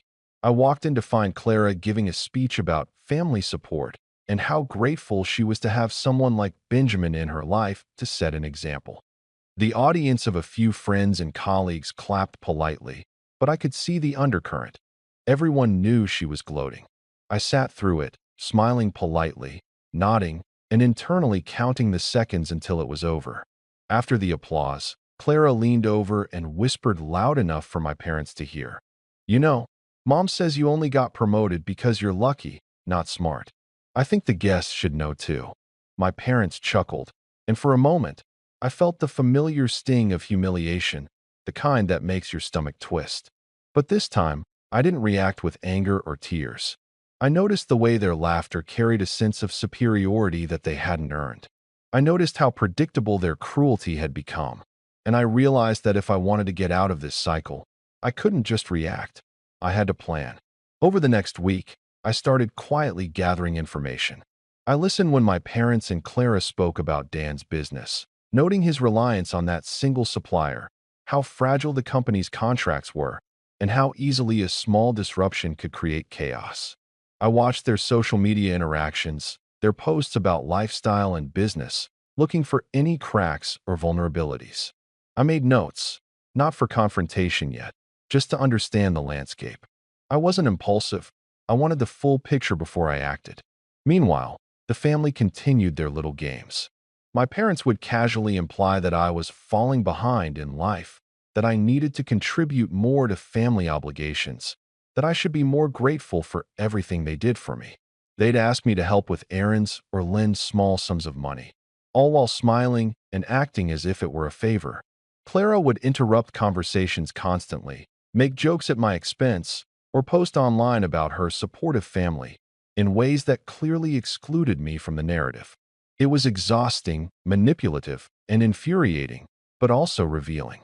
Every action, every word, was like a breadcrumb trail leading me to the best way to strike back. I started realizing just how entrenched their entitlement was. They didn't see me as a person. They saw me as a resource, a prop in their narrative of perfection. And Clara, the queen of smug satisfaction, didn't understand that underestimating me was her biggest mistake. Each slight, each insult, each laugh at my expense was giving me insight into how their minds worked, how they assumed everyone else would bend to their will. I kept reminding myself, patience, observation, planning. The more unreasonable they got, the better it would be for me when the time came. One night, as I sat in my apartment reviewing everything I'd gathered, texts, social media posts, business hints, I felt a sense of clarity I hadn't felt in years. This wasn't just about pride or revenge anymore. It was about taking control, about turning the tables in a way that they couldn't ignore or manipulate. And for the first time in my life, I realized I had the upper hand. I had the patience, the intelligence, and the information to expose every flaw, every entitlement-driven misstep, and every little act of manipulation. But I wasn't going to act rashly. That would ruin everything. I needed them to keep showing me who they really were. I needed them to continue being predictable, greedy, and smug. Because the more they revealed their true selves, the more devastating my response could be. And Clara was about to make her biggest mistake yet, though she had no idea. I let the days pass, letting my parents' calls and texts pile up without response. I let Clara's little social media boasts roll by, each one adding fuel to the fire. And all the while, I watched and waited, knowing the moment when everything would finally shift was approaching, and that when it did, there would be no turning back. I had been keeping my distance from the family, letting their calls and messages go unanswered, quietly observing how the pressure of Dan's failing company was starting to get to them. It was subtle at first. Clara grew restless, snapping at small things, picking fights over trivial issues like who would set the table or how much cake each person got at family dinners, as if she was trying to regain some sense of control. My parents were a little more cautious, treading carefully, trying to gauge whether I'd finally respond, whether I'd forgive, whether I'd step in and help, as they imagined I should. Then came the invitation that would change everything. My mom called me late one evening, her voice unusually soft, almost pleading. "Benjamin, darling, we know you've been upset, but things are serious. Dan's company, it's in trouble. We just thought maybe you could come over, talk to him, help find a solution. He's really struggling, and we'd feel so much better if you were there." I could hear Clara in the background, muttering something about how Ben just doesn't understand, but she didn't try to hide it. I told them I'd think about it. Truthfully, I already had a plan in motion, but I wanted to make sure they underestimated me completely. That was the advantage I had. My patience, my ability to let them hang themselves with their own arrogance. Over the next few days, they pressed harder. Texts, emails, even my dad stopping by my apartment unannounced to casually run into me. Each time, I smiled, nodded, and deflected. Inside, I was keeping track of everything. Their tone, their desperation, the cracks appearing in their otherwise smug exteriors. Then it happened. The night that changed everything. I had agreed, finally, to meet with Clara and Dan under the guise of trying to help them out. I walked into their living room, carrying nothing but a calm demeanor, my mind working through the possibilities. Dan greeted me with a nervous smile, shaking my hand firmly, and Clara practically glowed, probably thinking she'd won. My parents hovered in the background, giving me those looks that were half hope, half expectation, like they were already imagining the relief I was about to provide. At first, the conversation was awkward but civil. I asked questions, offered insight, listened to their problems as if I was truly considering helping. Dan explained the supplier issues in detail, the contracts, the stock shortages, the looming deadlines. Clara nodded along, occasionally interjecting with dramatic sighs or exaggerated statements about how much she needed support. My parents chimed in, offering unsolicited advice, trying to control the narrative. I stayed quiet, absorbing everything. Every word, every gesture, every assumption they made about me and my willingness to fix things. And then, in a moment that would forever change how I viewed them, the betrayal hit. Shocking, deliberate, and utterly blatant. Clara leaned forward, smiling in that smug, triumphant way she always did, and said, "You know, Ben, if you really cared about family, you'd just forgive everything and give us a loan to cover the supplier. Mom and Dad think it's the right thing to do. After all, you owe us for everything." I froze. My stomach dropped. I had anticipated manipulation, entitlement, even passive-aggressive jabs, but this was direct, audacious, and cruel. She wasn't just asking. She was assuming, demanding, expecting me to solve their mess. And my parents, who had laughed at me and dismissed me countless times in the past, were nodding along, reinforcing her statement. I felt as if the floor had dropped out from under me. Every ounce of patience, every plan I had carefully built, was suddenly facing the raw intensity of their disregard for my feelings. I couldn't believe it. After everything, after the jokes at my expense, after belittling my promotion, after mocking my achievements, they expected me to bail them out. They expected me to validate Clara's arrogance with money, advice, and my time. The betrayal wasn't just about the request itself. It was the assumption that I existed solely to prop them up, that my entire life was a resource for their comfort and benefit. My voice trembled slightly, though I tried to keep it steady. You want me to just hand over money? Just like that? After everything that's happened? My words sounded incredulous even to me. Clara's smirk widened. Well, yes, she said sweetly, with that same smug tone she always used. It's what family does, Ben. You take care of each other, don't you? I looked at my parents, and for the first time, I saw them not as my family, but as co-conspirators in the same pattern of entitlement and cruelty. Their eyes didn't flinch, their expressions didn't waver. They expected me to comply, as if years of dismissing me and laughing at my achievements had no bearing on my choices now. The betrayal cut deep, not just because of the audacity of the request, but because of the complete lack of trust and respect. They didn't care how I felt. They only cared that I would act according to their assumptions. For a moment, I wanted to leave, storm out, and never look back. The sense of rage and hurt was nearly overwhelming. But I reminded myself of the plan, of the patience I had cultivated, and of the leverage I had been gathering quietly. They thought they had me backed into a corner. They thought my restraint and calm were signs of submission. They were wrong. Every one of their actions had been cataloged, every slight, every laugh, every assumption, every jab noted and stored. And now, the time to act was getting closer. I realized something crucial in that moment. The betrayal wasn't just Clara's. It was systemic. It was the entire family structure, the way they operated, assuming superiority, assuming entitlement, assuming my compliance. That realization changed my approach. This wasn't just about a single insult or a single manipulative act anymore. This was about exposing the entire dynamic, about showing them that their entitlement and arrogance had consequences. But for now, I had to play my role. I couldn't reveal what I knew, what I had planned. I had to maintain the facade of calm, of consideration, of potential willingness to help.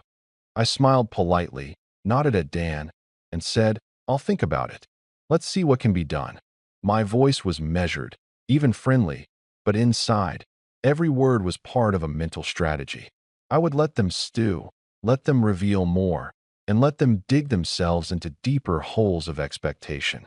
As I drove home that night, the anger and hurt churned into something else, a cold clarity. They had underestimated me. They had assumed I was predictable, compliant, and weak. And the more they revealed their sense of entitlement, the more obvious their vulnerabilities became. I had patience, intelligence, and leverage on my side. I just had to wait for the right moment to strike. I spent the next few days observing. Clara became increasingly desperate, her messages more pointed, more manipulative. "Ben, please, we really need your advice," she'd text. Or, "Mom thinks you should really step in here. You're the only one who can help." Each message was like a needle in my mind, reminding me how deep their assumption ran that I existed to serve them. My parents, too, grew bolder, sending veiled threats about family reputation and obligation, trying to guilt me into action. And as much as it hurt, as much as the betrayal cut through me, I felt something else, an almost exhilarated sense of anticipation. The pieces were falling into place. Their arrogance and disregard for me were providing the perfect opportunity. They thought they were the ones in control, but in reality, every misstep, every assumption, every entitled word was setting the stage for a reckoning they would never see coming. I leaned back in my chair that night, staring at my phone, reading yet another desperate text from Clara. The betrayal had been complete, the insult undeniable, the disrespect unavoidable. But I was no longer the passive target. I was patient, I was careful, and I was ready. After the betrayal at Clara's little fundraiser dinner, I felt like I had been punched in the chest. The combination of her smug entitlement, Dan's obliviousness, and my parents' complete disregard for my feelings left me shaken in ways I didn't expect. I had anticipated manipulation, but this outright assumption that I existed to solve everyone else's problems, hit differently. It wasn't just an insult to my intelligence. It was a declaration that I was disposable, a resource rather than a person. That realization gnawed at me in a way that no one could see. I tried to keep my life normal, to compartmentalize the hurt, but it was hard. At work, I was hyper-focused, throwing myself into projects to avoid thinking about the chaos at home. Every time I closed my laptop, though, the texts would pop up, the emails would arrive, or my phone would ring with calls from my parents or Clara. I stopped answering. I stopped responding. I began to feel the weight of isolation, a strange loneliness that came from being cut off, not by choice, but by the way my family's behavior pushed me away. One night, I sat in my apartment, staring at the ceiling for hours. Clara had sent yet another message, this one dripping with faux concern. Ben, you know we love you. You can't just ignore us forever. Mom says you should at least think about helping us with Dan's situation. He's really struggling, and it's not fair to leave him to deal with this alone. I deleted it without a response. I felt a lump form in my throat, a mixture of anger, disappointment, and exhaustion. The betrayal wasn't just about the money or the business. It was the sheer audacity of it, the way they assumed my compliance, the way they treated my patience as weakness. Work became my refuge, but even that was tinged with anxiety. Every time I thought about my family, I could feel my chest tighten. I questioned myself constantly. Was I overreacting? Was I being too cold? But then I remembered the dinner, Clara's smirk, my parents laughing at my promotion. I remembered the casual way they had expected me to bail them out financially and emotionally. No, I wasn't overreacting. They had crossed a line, and the line wasn't just about money. It was about respect, dignity, and being treated like a human being. Still, the pain was real.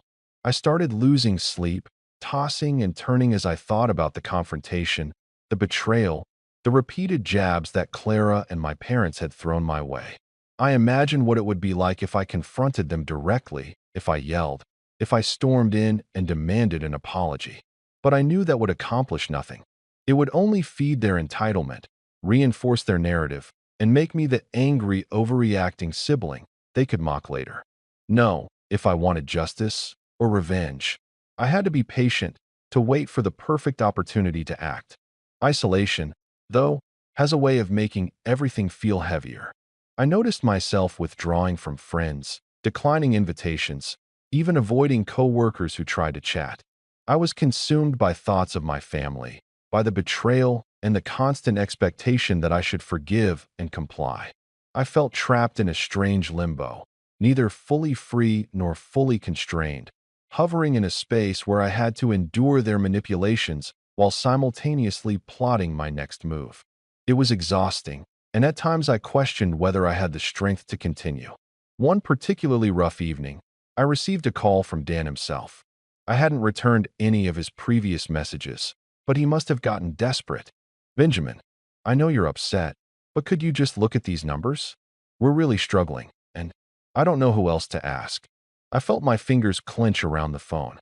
Normally, I might have offered guidance, maybe even helped, but now, every syllable he spoke felt like another reminder of how my family had betrayed me. Every request carried the weight of expectation, entitlement, and the assumption that I was simply a tool for their benefit.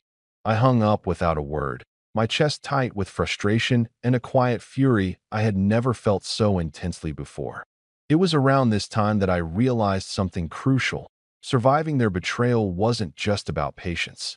It was about reclaiming my own life. I couldn't continue to live in a state of constant alert, constantly reacting to their whims, their manipulations, their entitlement. I needed to step back, to regain control over my own emotions, my own space, and my own decisions. I needed to rebuild my boundaries. And yet, at the same time, I couldn't ignore the opportunity that was developing in front of me. Their arrogance, their assumption of compliance, their inability to see the consequences of their own actions. It was all too perfect. So I began to quietly plan, not in a rash or obvious way, but with precision and care. I made notes, both mental and written, about every interaction, every expectation, every insult and slight. I reviewed Dan's company's situation, Clara's habits, my parents' patterns of manipulation. I mapped out timelines, contingencies, and potential leverage points. Every insult, every laugh, every sarcastic comment became a potential tool. The betrayal had cut deep, yes, but it had also illuminated exactly how to take control of the situation. I also started building my own little sanctuary. I spent evenings decluttering my apartment, creating a space where I could think clearly and plan without distraction. I began journaling, not just about events, but about my emotions, my triggers, my strategy. I needed to understand myself as much as I needed to understand them. The pain of their betrayal was raw, but it was also a catalyst. It forced me to confront the reality that I had been undervalued and underestimated for years. And for the first time, I felt a sense of determination that was almost intoxicating. The turning point in my quiet suffering came one afternoon when I went for a long walk to clear my mind. The city was busy, noisy, alive, and for a moment, I allowed myself to step outside the trap my family had set. I thought about the past, about all the subtle jabs, all the overt dismissals, all the nights I had gone to bed feeling small, insignificant, or invisible. And I realized that my suffering, while painful, had given me clarity.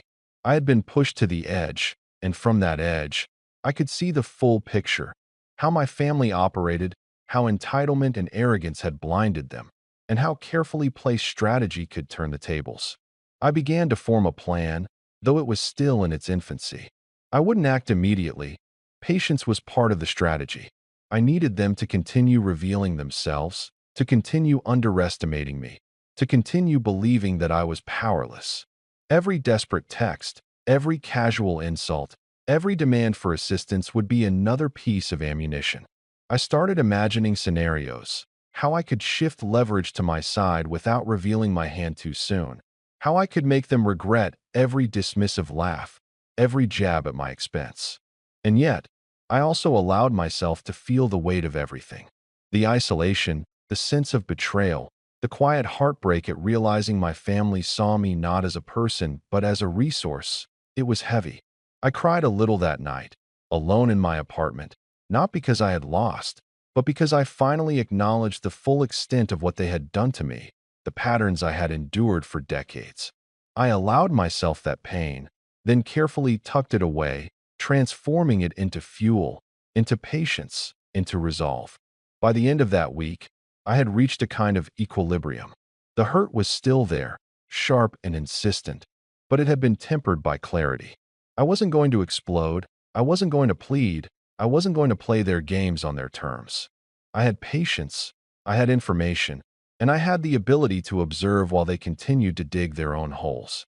And slowly, I began to craft the beginnings of a strategy, a quiet, deliberate approach that would ensure that when the time came, they would see the consequences of their entitlement, arrogance, and betrayal in the clearest, most undeniable way possible.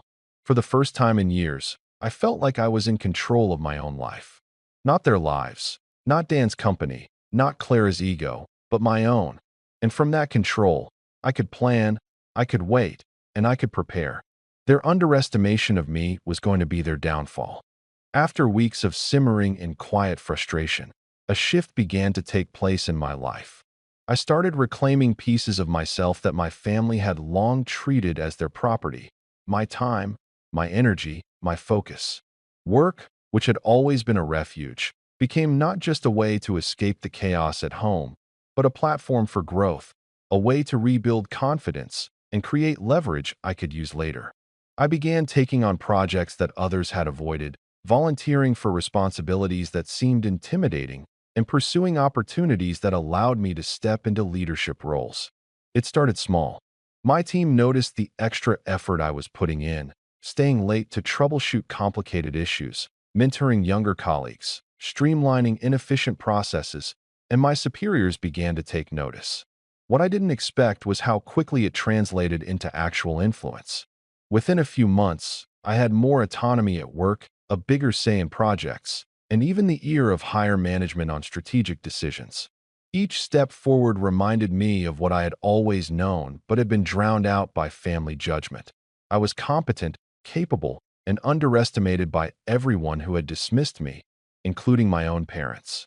While I was gaining ground professionally, I also began quietly strengthening my personal life.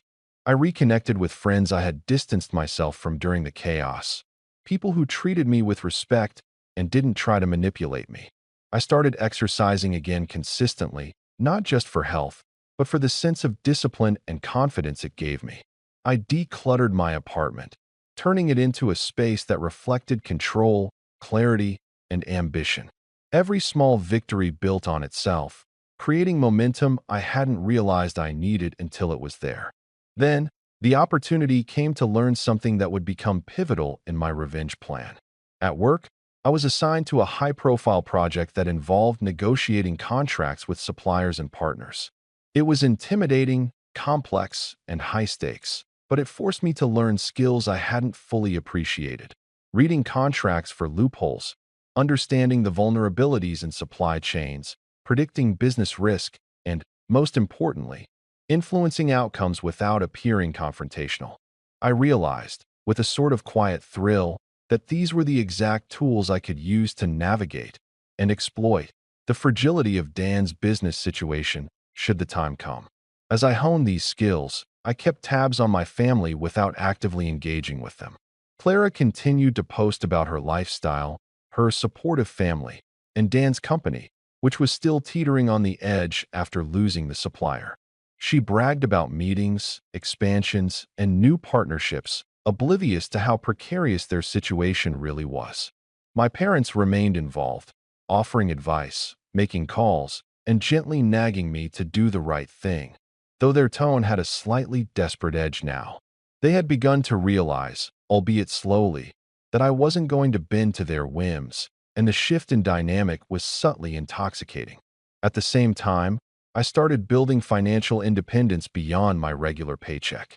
I invested carefully, researched markets, and set up accounts that gave me control over assets they couldn't touch or monitor. It wasn't just about money. It was about creating freedom, about ensuring that when I decided to act, I had leverage that couldn't be dismissed. I also began documenting everything: interactions, texts, messages, social media posts, financial transactions related to Dan's company. Every small detail was potentially useful, a way to prove entitlement, mismanagement, or arrogance on their part. There were moments of doubt, of course. I questioned whether I was letting anger drive me too much, whether patience was turning into obsession. But each time I considered giving in or reacting impulsively, I reminded myself of the years I had spent being minimized and mocked.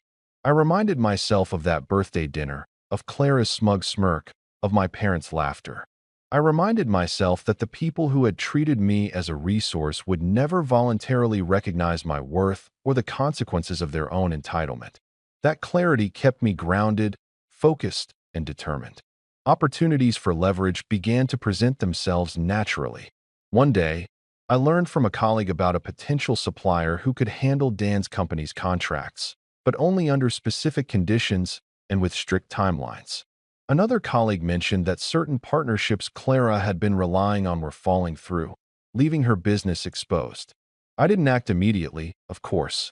I kept this information in my mental toolbox, noting how, if used strategically, it could create tension, urgency, and a situation where my family, and Clara in particular, would have to come to me on my terms.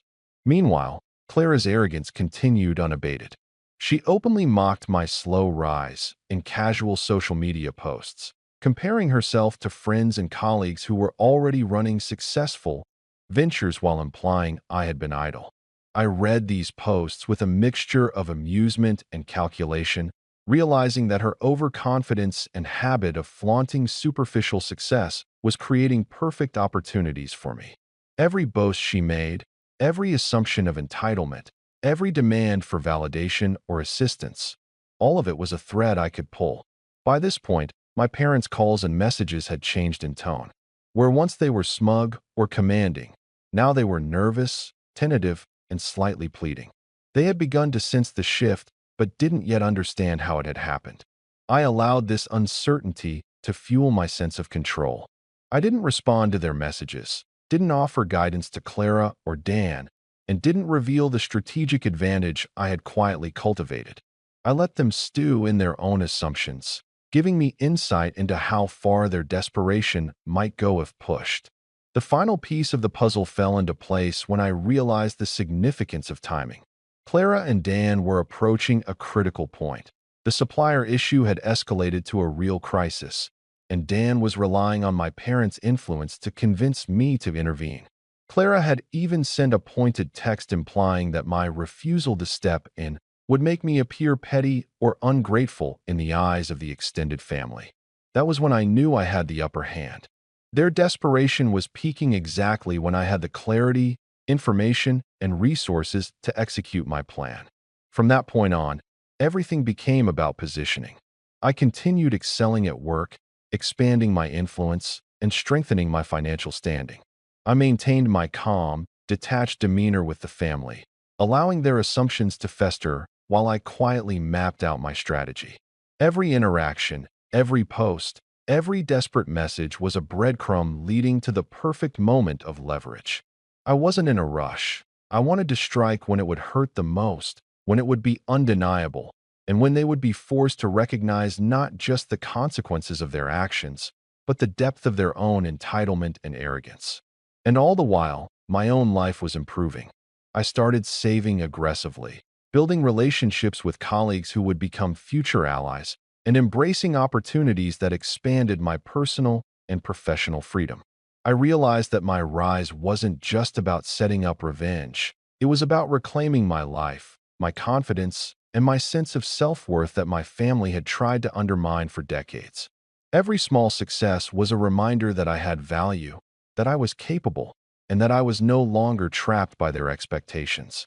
By the time I looked back at the last several months, the contrast was striking. Just weeks ago, I had been consumed by anger, isolation, and the sting of betrayal. Now, I had clarity, influence, financial independence, and a growing sense of strategic power.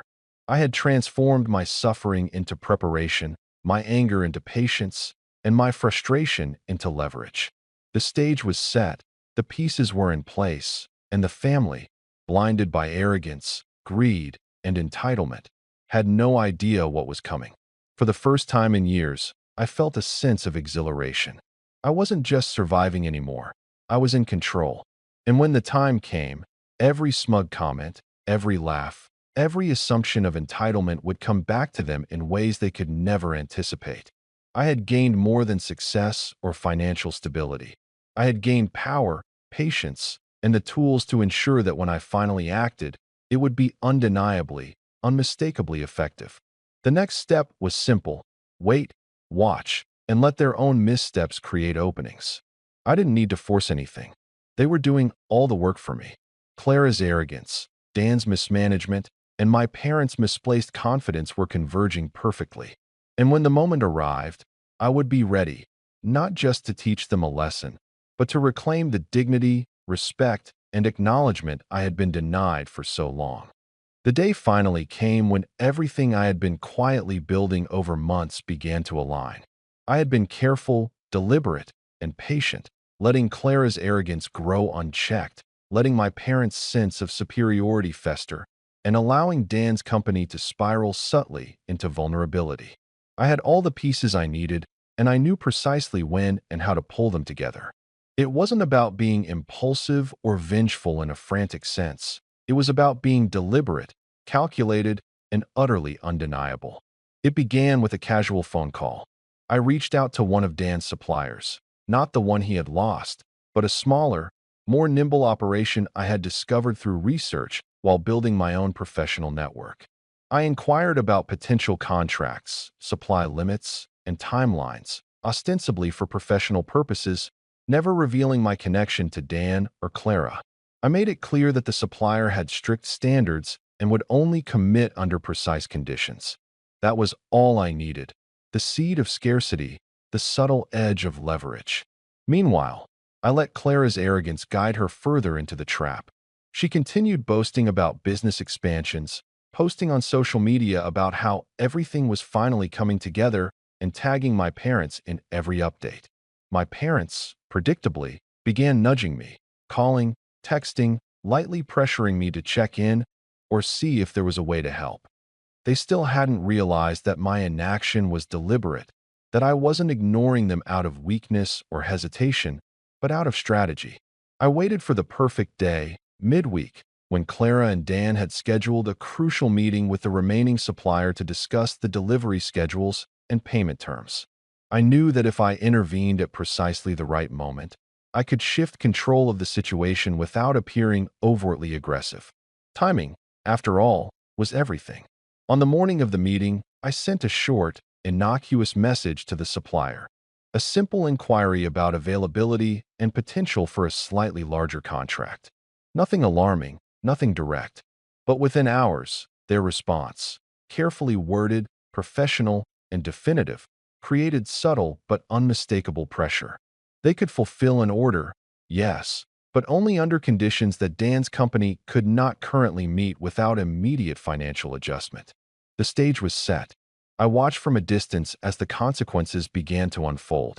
Clara, oblivious to the subtle moves I had made, arrived at the meeting brimming with confidence. My parents, predictably, were hovering, ready to mediate or advise. Dan walked in hopeful but anxious, entirely dependent on their support. And then, without ever needing to lift a finger in confrontation, I allowed the chain reaction to start. The supplier, calm and professional, laid out their conditions. Delivery could only happen if payments were accelerated, contract terms were adjusted, and certain prerequisites met within 24 hours. Clara's face fell slightly, but she tried to maintain composure, muttering reassurances to Dan. My parents leaned in, offering gentle suggestions that basically amounted to urging me to step in, provide a solution, and fix the problem. I stayed quiet. I observed. I let them squirm. I didn't text, call, or otherwise intervene. Every plea, every nervous glance, every tiny hint of desperation that Clara, Dan, and my parents offered became evidence, not for anyone else, but for myself, of the exact pattern of entitlement and assumption I had cataloged over months. I had built the trap carefully, but now it was catching them naturally, almost effortlessly. By mid-afternoon, the tension had escalated visibly. Clara's voice, usually confident and bright, wavered. She whispered instructions to Dan, tried to negotiate with the supplier, but the conditions were non-negotiable. My parents, sensing the growing panic, leaned in, murmuring reminders about family responsibilities and doing the right thing, inadvertently reinforcing the urgency of the situation. Every action, every word, only amplified the pressure I had been patiently cultivating.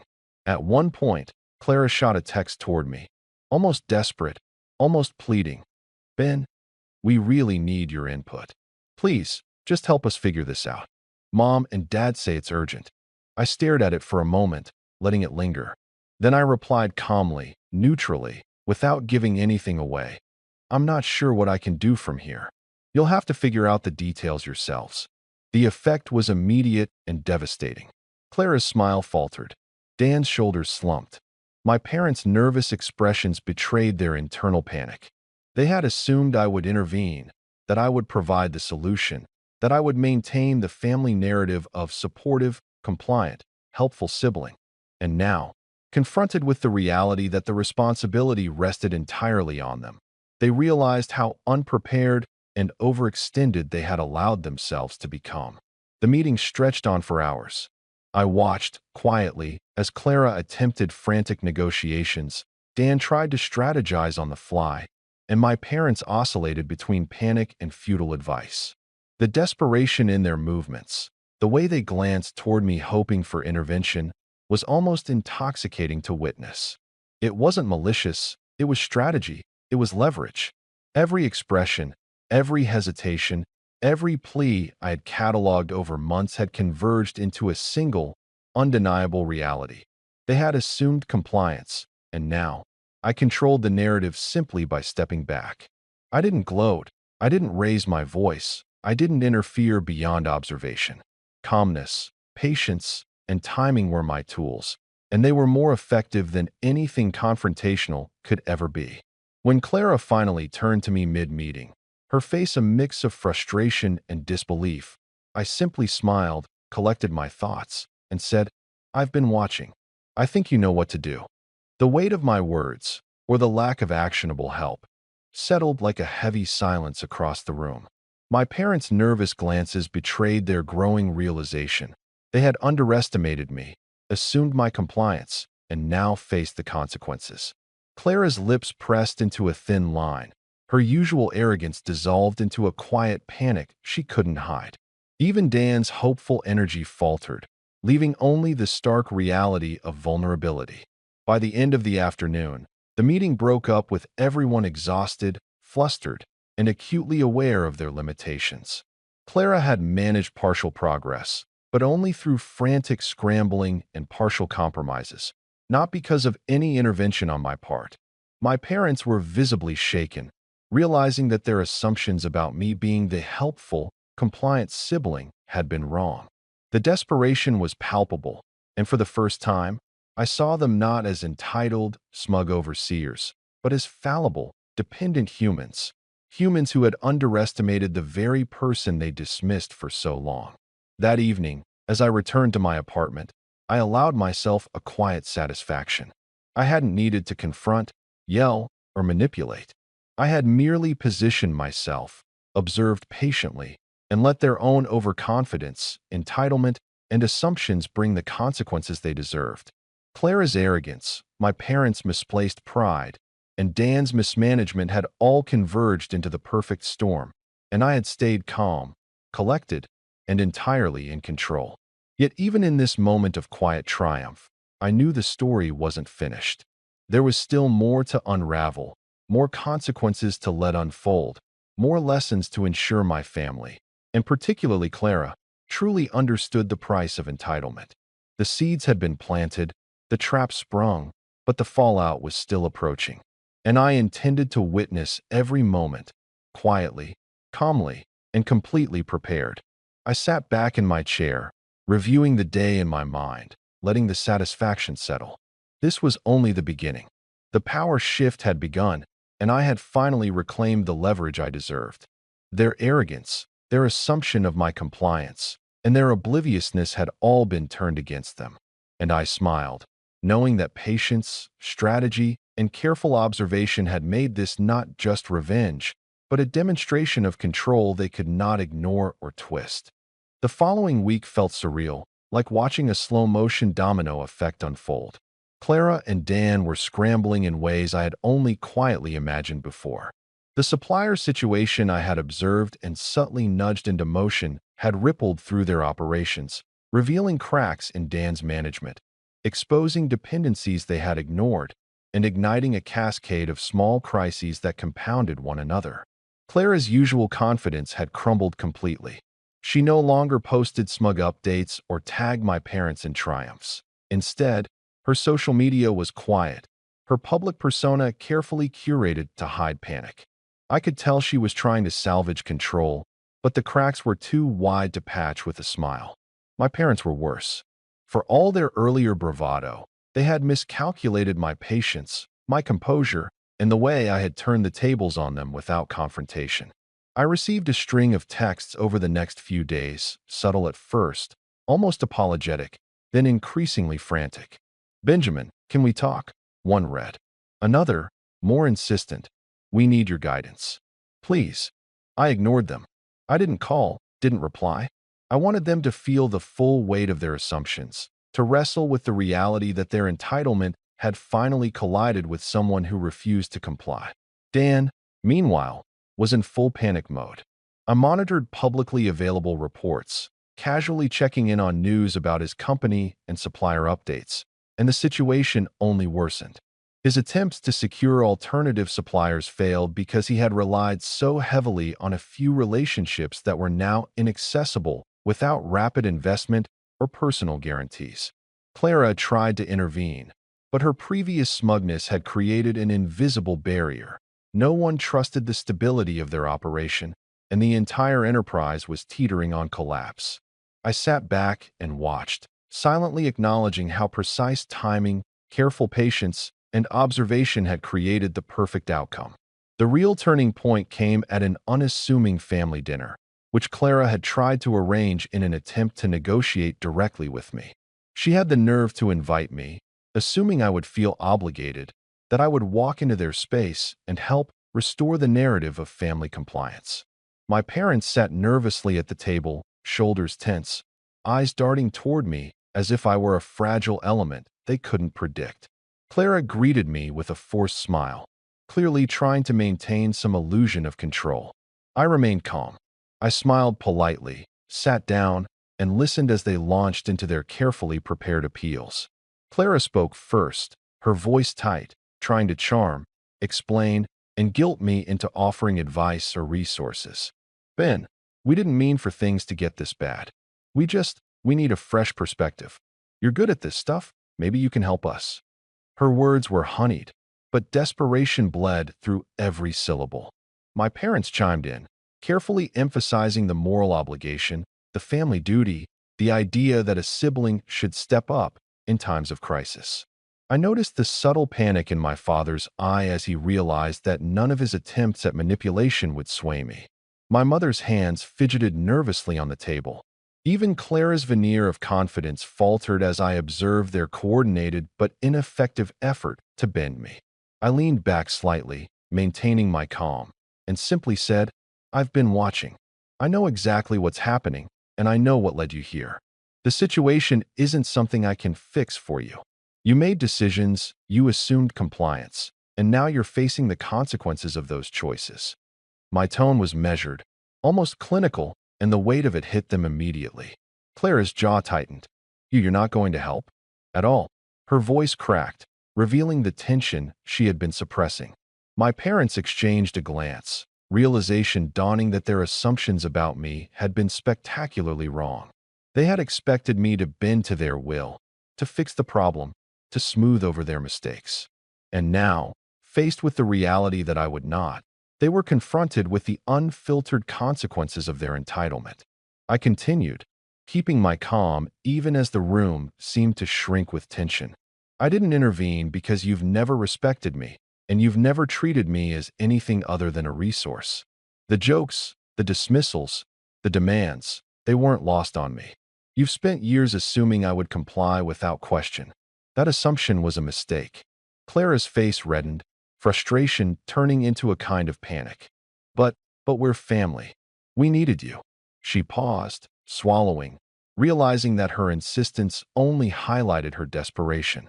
Dan, standing slightly behind her, looked helpless, as though he was finally grasping the full scope of the disaster his arrogance and poor planning had created. My parents, too, were pale, suddenly aware that their manipulation had not only failed but had exposed their lack of foresight, judgment, and respect for me. For the next hour, the conversation unraveled their assumptions completely. I remained composed, letting them speak, letting them plead, letting them realize just how powerless they were without me. Every argument, every appeal, every accusation of family duty was met with quiet observation. I didn't need to raise my voice. I didn't need to throw insults. My calm and restraint were far more effective than any confrontation could have been. By refusing to act, by refusing to validate their entitlement, I ensured the lesson was experienced fully. By the time the dinner ended, the transformation was clear. Clara's confidence had evaporated entirely, replaced by humility born of desperation. My parents' entitlement had been stripped bare, leaving them visibly shaken, aware of the mistakes they had made. Dan, previously overconfident and smug, now looked to me with a hesitant respect, silently acknowledging the strategic patience and intelligence that had exposed their vulnerabilities. Later that night, I reflected on everything that had unfolded. The revenge had been executed quietly, without shouting or drama, but with devastating precision. I had watched, waited, and allowed my family's own arrogance, mismanagement, and entitlement to create the consequences they now faced. They had assumed compliance, assumed weakness, and assumed that their sense of superiority was unshakable. They had been wrong on every count. And in that reflection, I realized something profound. This wasn't just about revenge. It wasn't just about demonstrating that I was capable, smart, or strategic. It was about reclaiming my life, my autonomy, and my dignity. The emotional weight of years of dismissals, jokes at my expense, and entitlement-driven expectations had finally found resolution, not through anger, but through calm, deliberate action. I had transformed my suffering into power, my frustration into strategy, and my patience into leverage that could not be ignored. The family would have to rebuild from this point without me. Clara would have to confront the limits of her arrogance, Dan the fragility of his overconfidence, and my parents the consequences of their manipulations.